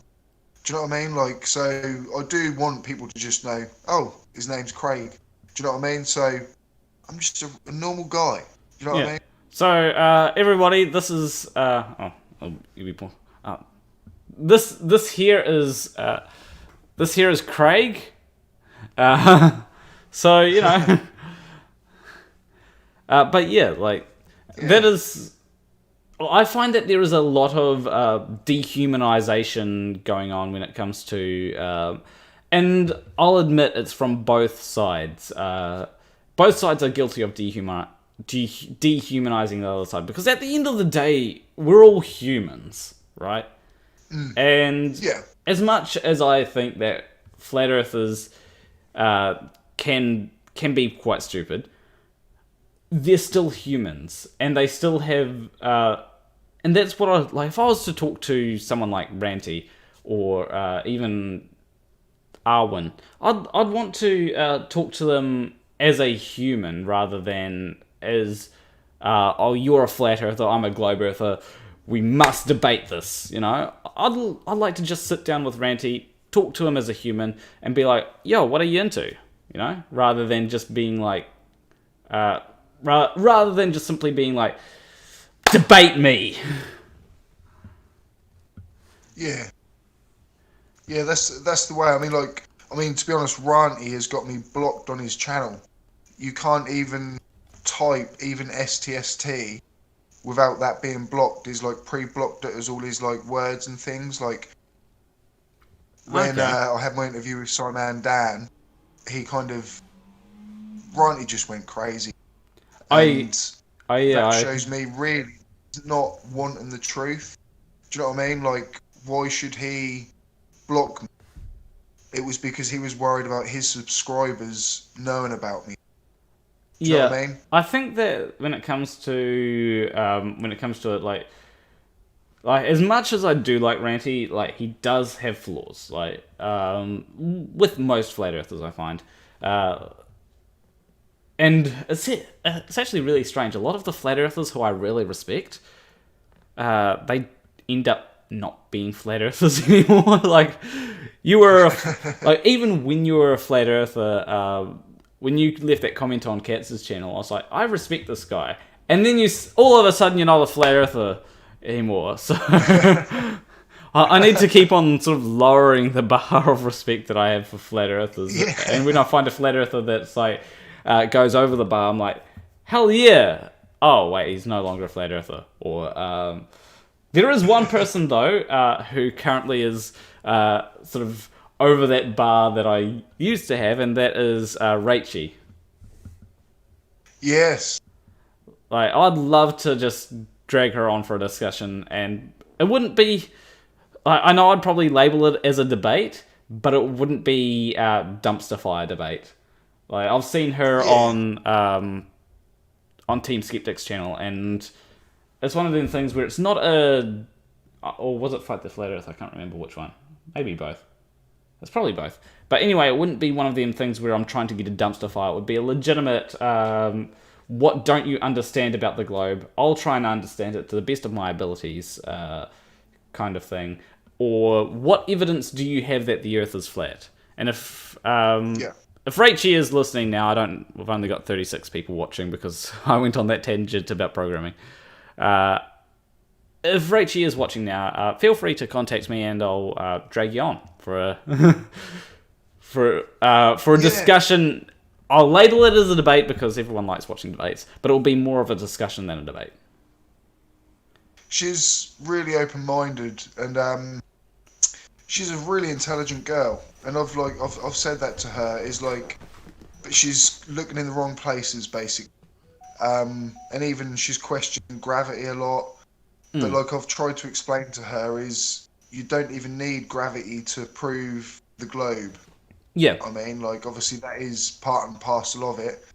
But the things she's thinking about, you know, there are still things to learn about gravity. So that's what I'm saying to her, is like, put the power of your mind into things that aren't already discovered. Do you know what I mean? Like, whereas we know what the shape of the planet is. Everybody knows what the shape of the planet is, unless you're a flat earther. But, you know, there's still things to learn about our universe, about gravity. And that's what I try and tell a lot of flat earthers, is because I'm being the same. That you're looking and wanting to learn, but it's unfortunate you have gone down that path of flat earth.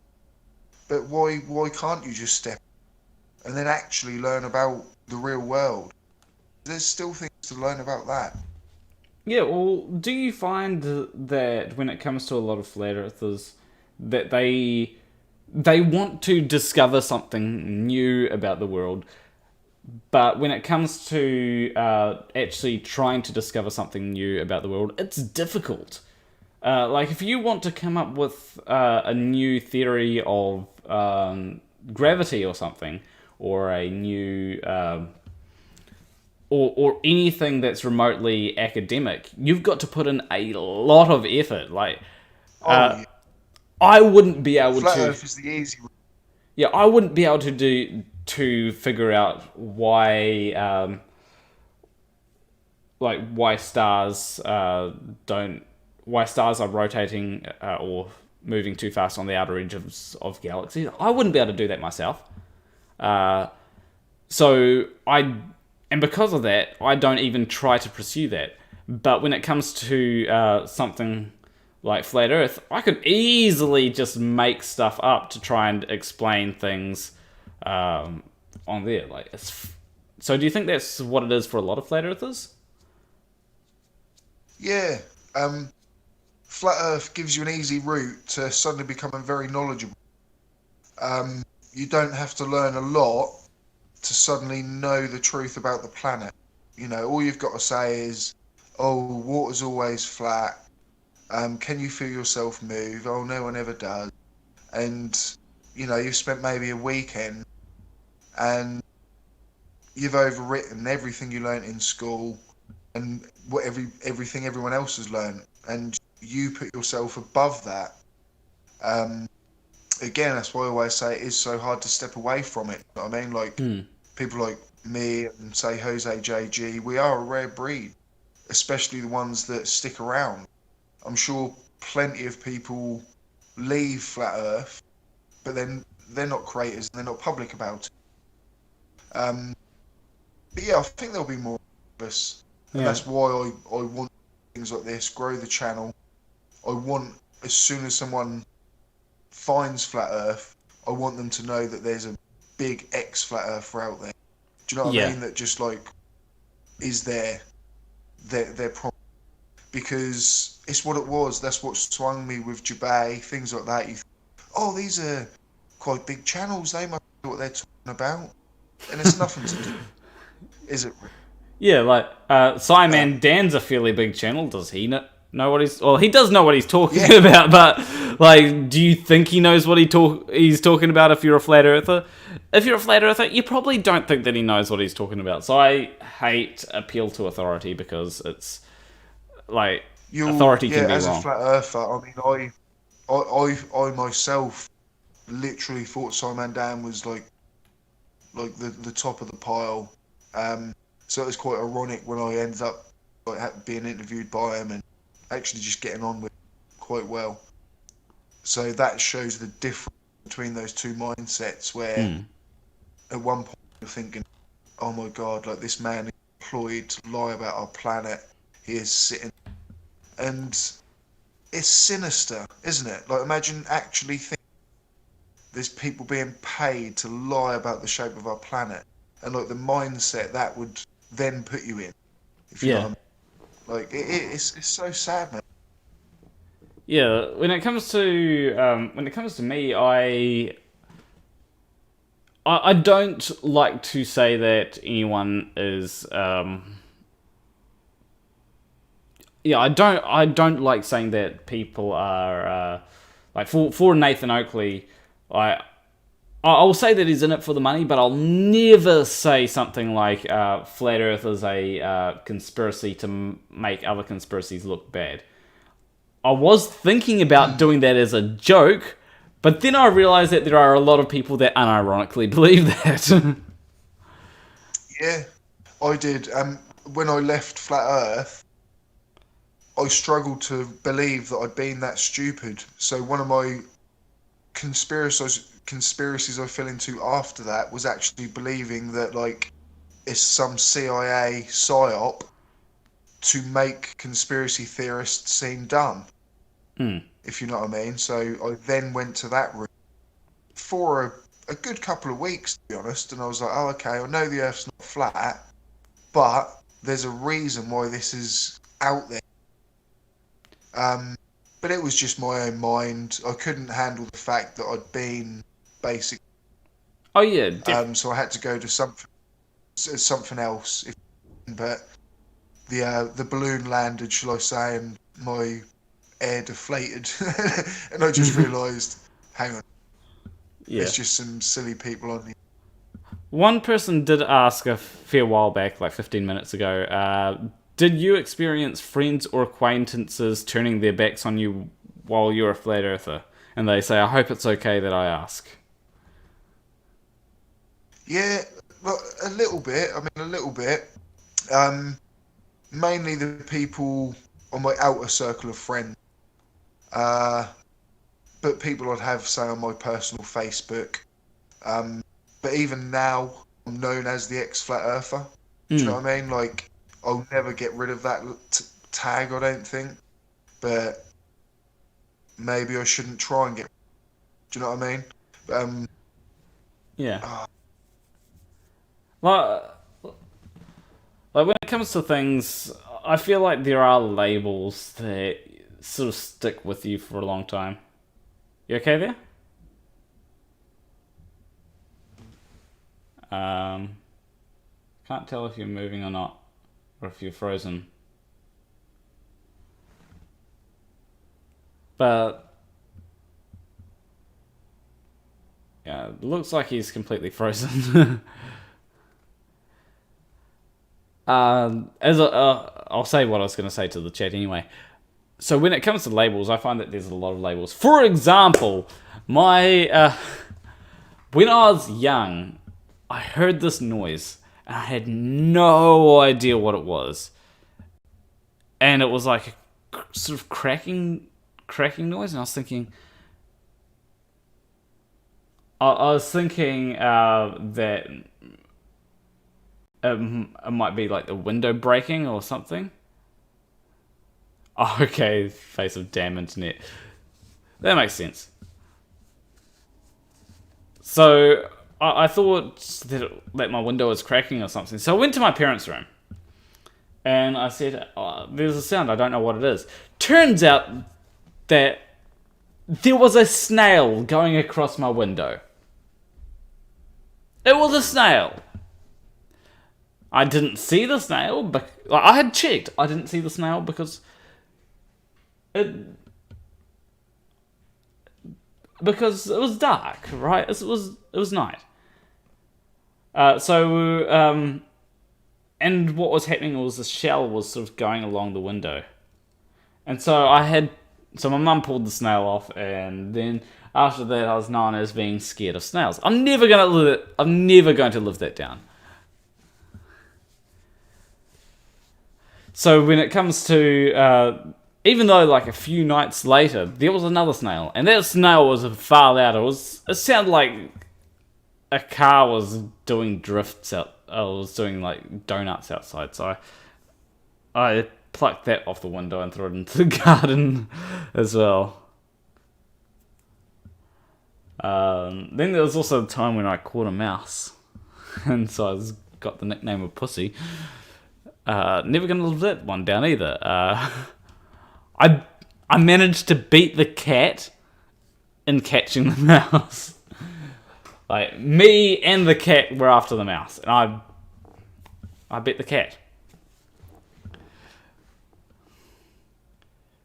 Because we're trying to catch the mouse, and so yeah. Silence of the snails. Tell me, Clarice, can you still hear the snails screaming? That would actually be that actually makes sense to like put that line in a horror movie. Maybe I should watch Silence of the Lambs. What? Oh yeah, Christmas said, "Hey, Planner, care to tell us about your deck?" And do I really want to talk about my deck?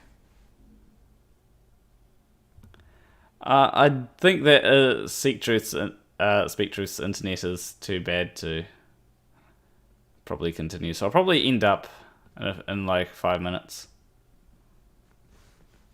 And besides, I'm getting hungry. I should probably have like some soup.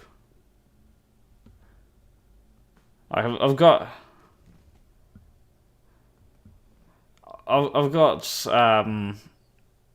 a fair bit of toast. Oh, not toast, but a fair bit of what's it? I'm trying to think. Bread. I've got a few loaves of bread because bread is really cheap. So that's what I've been eating recently. A lot of bread. So I hope that's not too bad for me. I find that whenever I'm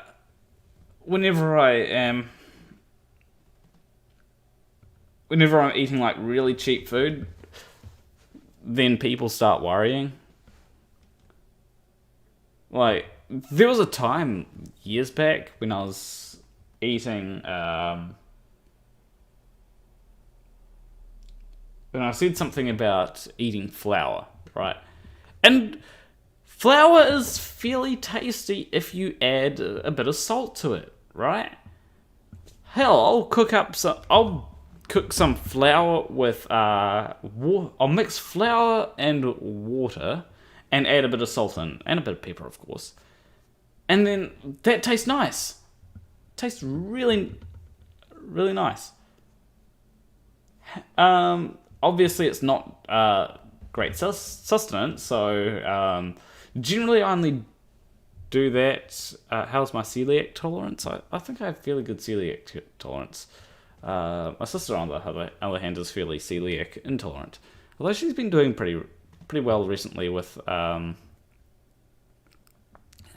eating like with her diet, because she hasn't been eating gluten. Anyway, like when it comes to usually what I'll do is I'll dip some bread in some egg, and the egg will also have some other things to make it tasty, of course. And then I'll put that in the frying pan. But after I've done with the bread, I'll put some flour and some water, mix that up, put a bit of salt. Oh, and there we go. Discord is doing a really weird thing. And yeah, that's what I have. Sometimes. Sorry, dude. Phone died again. Oh, okay. Yeah, because I saw you have like put your hand sort of on your face, and I was wondering if everything was okay, but yeah, I was literally then going to say like my phone's now going to die, and it died. Yeah, I kind of it flashed, and I was like, oh, it's happening. And then now I'm on 5% again, so it may happen again. So I just kind of warning everyone. Yeah. I was just talking about. I need a new phone. I was just talking about food to everyone, and Charisma and Dave actually said, "Have you tried grits yet?" Yes, I have. I think I still have some grits in the cupboard. What is grits?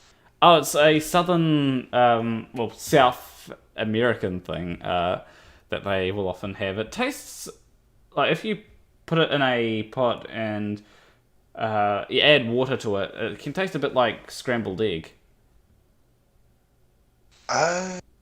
Although you want what to... is it? What? I know. I was going to say, has it actually got egg in it then? No. It's, Oh. It tastes a bit like scrambled egg, but it's not egg-based at all. It's plant-based.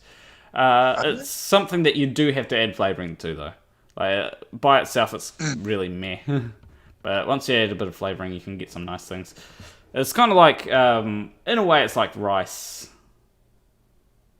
Karina Nelson says, I would really love to hear Seek Truth, Speak Truth continue answering my question if possible. And what was the question again? Sorry, yeah, I was like mid into that, and then my phone cut out. Oh yeah, it was about if friends and acquaintances, like, did they turn your back on you? Yeah, I mean, to be honest, dude, I've been through quite a lot of shit since leaving FE. My kind of girlfriend at the time, we were so close that we were watching all these videos together, and she went with me and just like became a flat earther more or less. And then once I kind of just was like, shit, I'm wrong. Like, I think she lost a lot of respect for me. So yeah, that broke up. I mean, you know, I kind of dance around it sometimes, but yes, I lost people around me as friends and stuff, but that was real close. Do you know what I mean? Like, and I can't blame it all on that. Maybe we weren't meant to be together as such, but that would be what I would say is the biggest thing it affected me. My work was the biggest thing, though. I kind of just didn't care about it. You know, I was just like a self-employed carpet fitter, and just went down to that bare minimum of what I could do because I was so invested in the flat Earth, if you know what I mean. So yeah, it did affect me. Like, I kind of, sometimes I don't like talking about it, and other times I'm okay with it, if you know what I mean. But yeah, you know, it did really affect my life in a negative way with people close to me. Okay. AB Science actually asked something, but I don't know if it's I think it's for just a general thing. He says, I have a separate Twitter account I use to keep track of FE nonsense, but seeing a lot of rather terrifying right-wing propaganda. Is that my Twitter account or a thing in Flat Earth? Oh, so it might be for you as well. I don't know. Was that AB Science? Yeah, AB Science. Oh, I love that man. I love that man so much. Same here. He deserves a lot more subscribers, honestly. Yeah, man. It's times like this. I don't know. I feel in awe, if you know what I mean. When I know, like, people like, say, Conspiracy Cats and AB Science, you know, people that have spent years studying this sort of stuff. To have support from people like that is just amazing, if you know what I mean. And that's what I love about this community, is actually, it seems like a lot of people are stepping in now that are actually, I don't know, they've got so much to offer, if you know what I mean. Yeah. But in response to AB Science, I want to say that when it comes, I feel like a lot of, and especially as of late, a lot of right-wing stuff and conspiracy theories go hand in hand. Now, just to be clear, I am not saying that all right-wing stuff is conspiracy-oriented. I'm not saying that. And Planar walk. Buy some real food. I can't sit here and listen to you eating flour with salt. BTW. Flat Earth and extreme right wing seems to gone hand in hand on Twitter. Oh, definitely. And thank you, Nowpinion. Don't worry. Flour and salt and water isn't actually that bad. It's a really good way to stretch things out. But yeah, I will definitely use that to buy. I don't know, maybe I'll buy some stir fried vegetables with that. That sounds like a good thing to get. I do have some stir fried vegetables in the freezer though. But yeah, as I was saying, when it comes to right-wing propaganda, like, I actually watched a video last night. Great video, by the way. And it says how lately a lot of things when it comes to right-wingers has just been lies. Like, over in the UK, like, you live in the UK, don't you? Yeah. Yeah. Over in the UK, the last election, there was so many dishonest tactics used by the right-wing party over there. And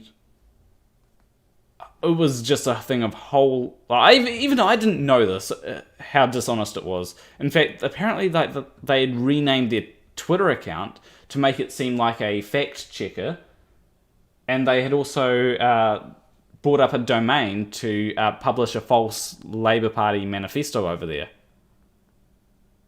What? I didn't actually even know that, to be honest, dude. I mean, like you say, politics to me is, I don't know if corrupt is the right word. In certain parts of politics, it definitely is. Not all of it is, of course, but there's very underhand tactics, I think, that goes on, and that's why I also think that conspiracy theories get confused with all of this, if you know what I mean, where there are things going on. Do you know what I mean? Yeah. Like, I'm not going to sit here and say there aren't, but I also now understand I can't sit here on YouTube shouting it out unless I have kind of factual proof about it.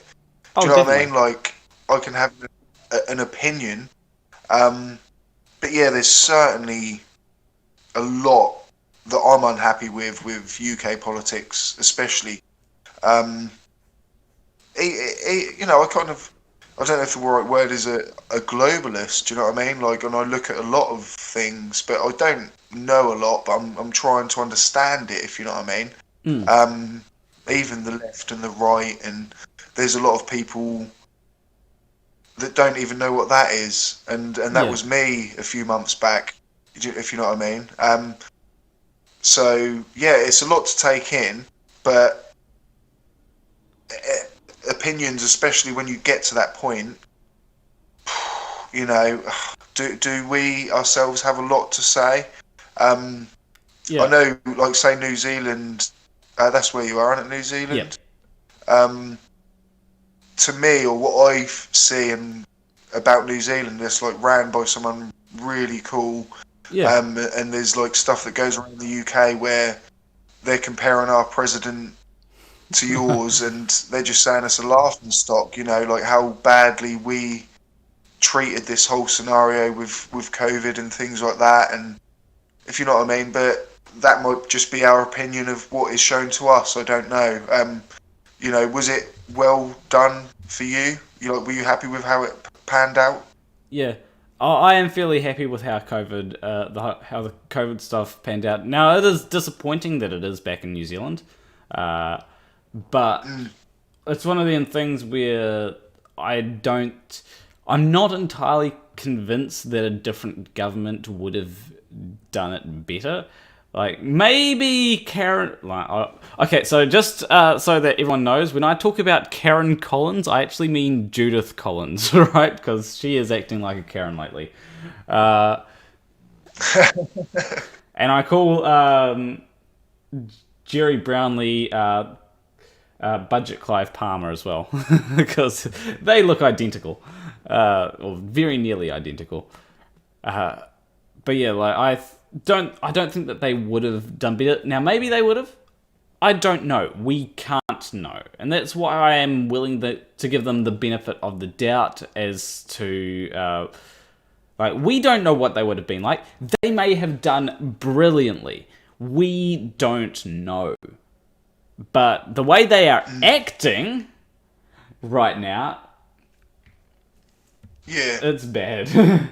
But keep a lookout for my video tomorrow, because tomorrow I'm going to explain New Zealand politics to everyone in a video, and who to vote for, or who you should be voting for if you are in New Zealand, if you're a New Zealander. So keep a lookout for that, and vote. Vote. Like, that's the one thing that I've got to stress. Like, a lot of people don't vote. Like, do you vote? Do you know what?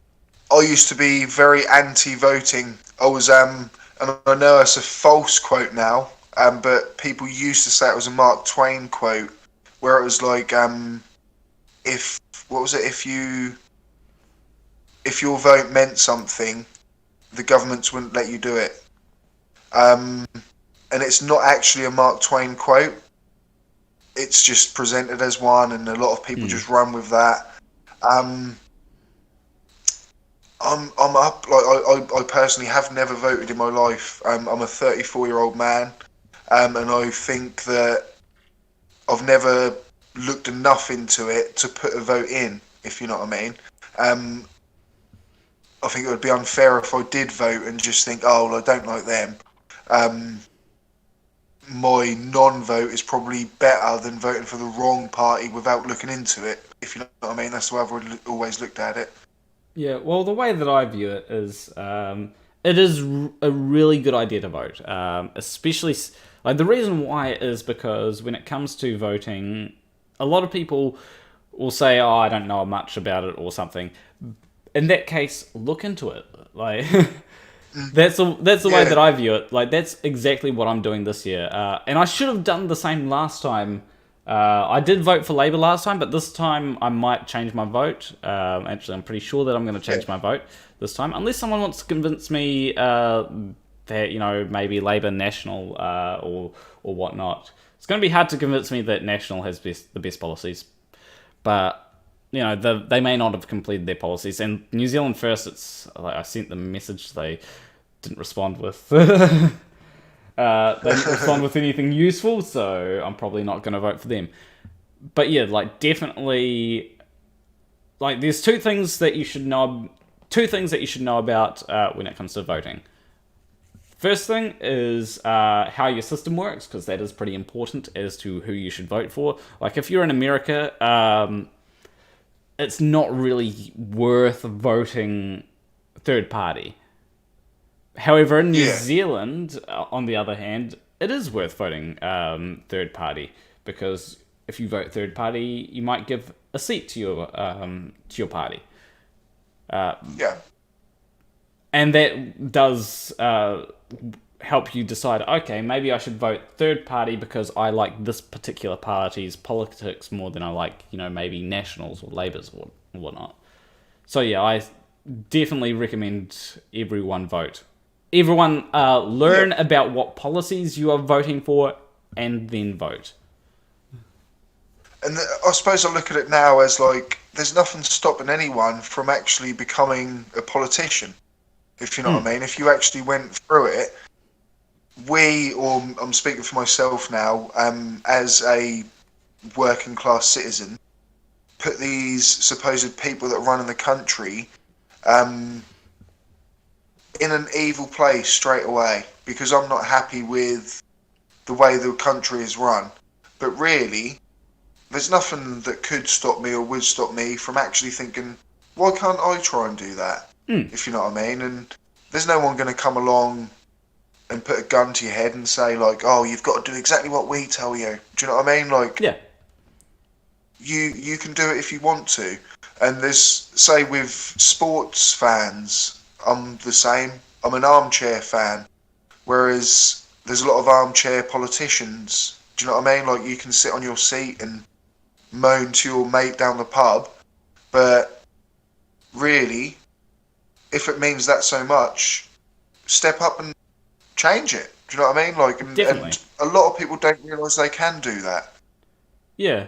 When it comes to people that are unhappy with how the country is run, you always get a chance to vote, right? And like when it comes to now, there are times when it may be a little bit when it might be one of them things where it's you may be unhappy with the results of a referendum, for example, like the whole Brexit thing, right? Now, I'll admit that you got the opportunity to vote, but at the same time, like the way that I compare Brexit to a democracy is, in a democracy, you generally get to vote every 3 years, right?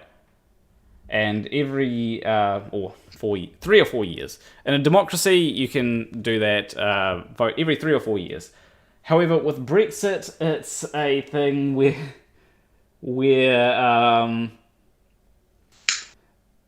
like, because of one referendum, it's been dragged out for ages. And I think at this point it is fair enough to go, do you still want Brexit? Or to go, okay, let's hold a referendum of what type of Brexit people want, and hold the politicians to that. At the very least, I think it would be best to hold a referendum on what type of Brexit the people want. Like, if people are happy for a no-deal Brexit, then fine, go with a no-deal Brexit. If people aren't happy with a no-deal Brexit, then you must get a deal. I think that would be the way that it should go. And the way because like I say, I wasn't, or I'm not a voter, but I was a Remainer. And there wasn't enough. The people that wanted to leave were more passionate than the people that wanted to stay. But there was a lot more people that wanted to stay, if you know what I mean. So that's the way I look at the vote is, yes, it was vote leave, but really the majority of the UK actually wanted to stay. It's just that they weren't so passionate about it and didn't really stand up and vote, if you know what I mean. Whereas the Leavers, obviously, it was such a passionate thing for them that they're going to go out and vote. That's the way I kind of look at it myself, to be honest. I may well be wrong, that's an opinion, but yeah, I think the majority of the UK, to be honest, certainly would like a second look at it, and probably didn't really want to leave in the first place, but that's their fault for not voting. Like you're saying, you have to go out and vote. Yeah. Like, I find that, and AB Science said something great. Also, get involved with local politics. Democracy doesn't end when you leave the ballot box. And yeah, that's a good thing there. Like, that's why I'm using my platform to say, hey, look, here's policies that we should try and implement. And yeah, I think that there are policies worth implementing. Now, maybe one day I'll become a politician. I don't know. I think the problem with that is I don't have enough money. But hey, you never know. Maybe one day you'll see me as Prime Minister of New Zealand, and some of you will be going, I remember that guy. But that shouldn't stop people, should it? So, I mean, I don't know, but would you literally need money to become a politician? Because that's wrong in itself. I think that there is a certain amount that you need to become a politician. I don't think it's... obviously sort of academic, you've got to, you can't just walk in off the street and say, like, I'm going to become an MP. But I think it's... I don't know, it's pretty sad, isn't it, where you do have to maybe be on a certain financial level to even be able to get to that. Yeah, I think it really depends on what party.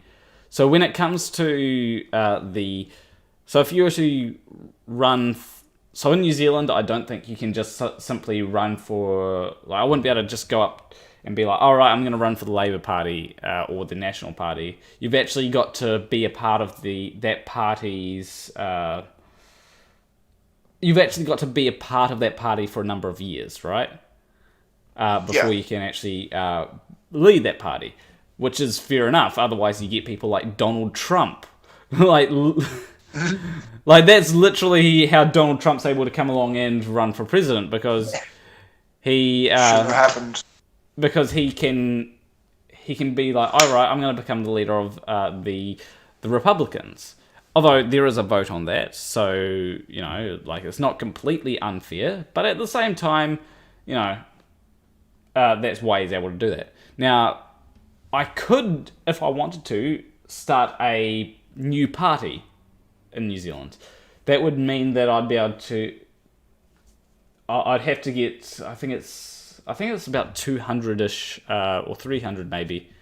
I think the max is is somewhere less than 500. I know that.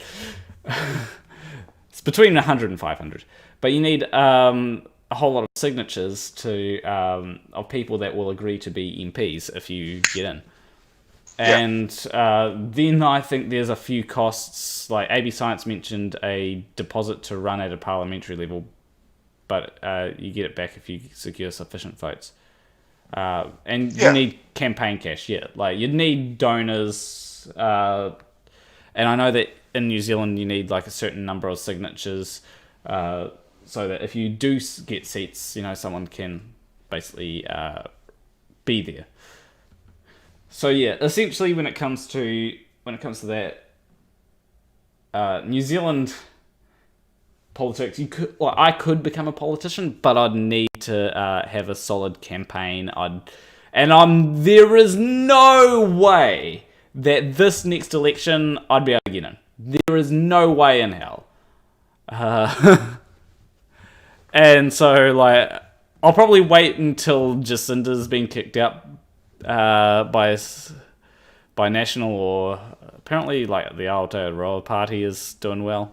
So we'll see what happens there. I kind of doubt that it will do too well, but you never know. But when it comes to that, I don't think I'll do it. I don't think I'll be a good politician, especially not today. Maybe give me a few years before I do get into becoming a politician. Yeah, I mean that's the thing. You can do anything at any time. You could be 50 and become a politician. Do you know what I mean? You can get into these things. So there's a right time and a right place for everything, isn't there? Yeah. Although I'd love to see, I don't know, conspiracy cats run for parliament. Yeah. I'd love to see that. He'd be brilliant. Yeah. Did you see him in the debate earlier he had with the Plain Truth? No, I didn't. Here's the thing. Probably during your night time. Yeah, here's the thing with debates. I miss so many of them because, first off, I have a bit of a problem with scheduling, right? So yeah, I can't watch a video when I'm making a video because that's kind of difficult to do. I can watch a video and program, but I need to know that I need to have sort of a schedule for programming as well. So yeah. It is difficult. I mean, there's so many of us guys now. How I say us guys, I'm putting myself in you guys, the bunkers category now. Well, I don't think but there's, but there are so many good channels out there, and sometimes I will be like, oh my god, I haven't watched Mr. Sensible for a couple of weeks, or do you know what I mean? Because there's so much that does go on. We're naturally going to miss things, aren't we, if you know what I mean? We can't all watch everything. Well, I find that people that have a schedule like Simon Dan, that he has done really well, and I've been trying to get a schedule, but sometimes I have other things get in the way and stuff. But then there's also people that barely ever upload, right? That I always watch because it's easy to keep up with them. Conspiracy Cats barely ever uploads. He's a great person.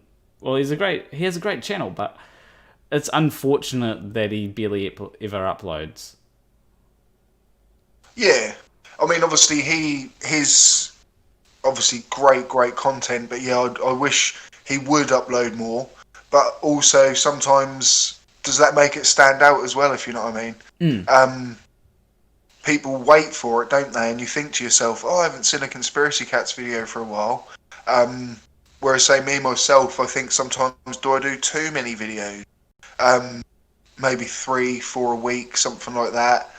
Should I actually condense that down? but everyone does their own thing, don't they? Yeah. But like you say, Simon Dan, he's on the schedule. You know, he knows, like, apparently he's like booked 2 months in advance and what he's going to do when he does it, if you know what I mean, and it works brilliantly for him, if you know what I mean. Yeah, like, definitely.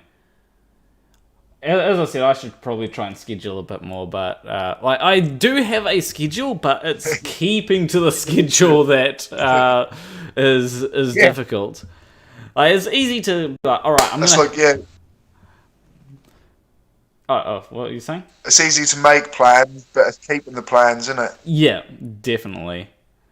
As I said, like whether the video will come out, whether this video will come out tomorrow or not is currently up in the air, because I have a few things I need to do. Like, I need to clean. Like, today I've got to clean the oven and the floor. Yeah. You know, I've got to do that. And you have to put that first. Yes, you know, definitely. you can't like. Yeah. See, I even when I first left Flat Earth, I was like, oh my god, like, still putting that first. You know, but you can't, man. Like, and I'm the same. Like, if you got to clean your floor. You know what I mean? Yeah. And then do your video. Yeah, and I've also got to eat as well, which is a pretty important thing. So, with that being said, I feel like it's a nice thing to wrap up on. Like, I'll probably have toast and soup. Very nice thing to have, especially since I've brought in some. Nice. What packet should I? Like, I'll leave this up to Seek Truth, Speak Truth. What packet should I open? I've got hearty beef. Creamy chicken or chicken and noodle? Which one should I start on? Ooh. Hearty beef. Hearty beef? Okay. Yeah. Yeah. So I'm going to have a hearty beef soup with some toast. And because you dip the toast in it and it's really nice. Especially if you got crunchy toast. It's perfect. Oh, yeah. Anyway, Bit of real butter as well. I don't buy real butter. Like, I just buy margarine. So yeah, but that's the wrong thing. There we go. Anyway, with that being said, thank you everyone for watching. It was definitely an interesting stream. It's not like most of my Planner Talks where I just have someone on and then talk with them about a particular subject. And I was going to be more on topic with this one, but then we got way off. I feel like with this one, I got way off topic, and I should have stayed more on topic. It was like, I think it was just like two mates talking. Do you know what I mean? Like, rather than just an interview in the end. It kind of started like that, but yeah. I think people would be interested in that as well, man. Like, people want to know me and you, what we actually think about the world other than Flat Earth. So I think it was a cool night, man. Yeah. Sorry for my phone keep cutting out there. Yeah, when it came to this, like, I definitely started off thinking, oh, okay, it's going to be more of a, like, mates having a discussion type of thing. But then it did end up being, when you get people like Professor Dave, like Landon Knoll, you tend to have a sort of subject that you want to go into, and so sometimes it does sort of lose its original focus, but it was nice to have a bit of more return to form. Like, I remember when I had Dusty Smith on, we were talking about all kinds of things. Like, I think half of it was porn that we're talking about. So, you know, I think I just got this entire video demonetized, though. Fun times. But yeah. But no, it's definitely been fun. Next week we have the pilot episode of Rush of Stupid. And so be sure to catch that. We will have Simon Dan with us, as well as, I think, don't quote me on this, but I'm 99% sure that we'll have Team Skeptic on. I'm about 80% sure that we'll have AB Science and FTFE on. I'll have to confirm with AB Science. If AB Science is in the chat, say yes or no. And we'll also be accompanied by What Jesus. $50 patrons will be allowed to come on to episodes of Rush of Stupid. So, anyway, that's what I've got next week. It will be a day later than this because Simon and Dan couldn't do couldn't do Sundays, I think, but he can do Mondays. So, anyway, I will see you in the next video or the next stream between you and me. Thank you for watching.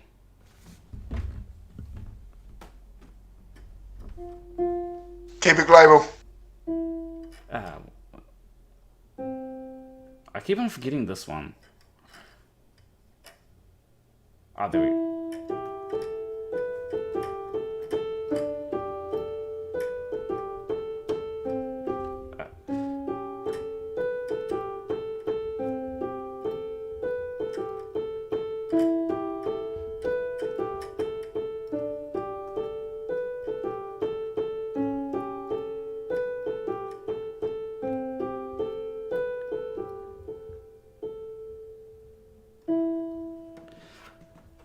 I haven't managed, I don't know if anyone in the chat knows,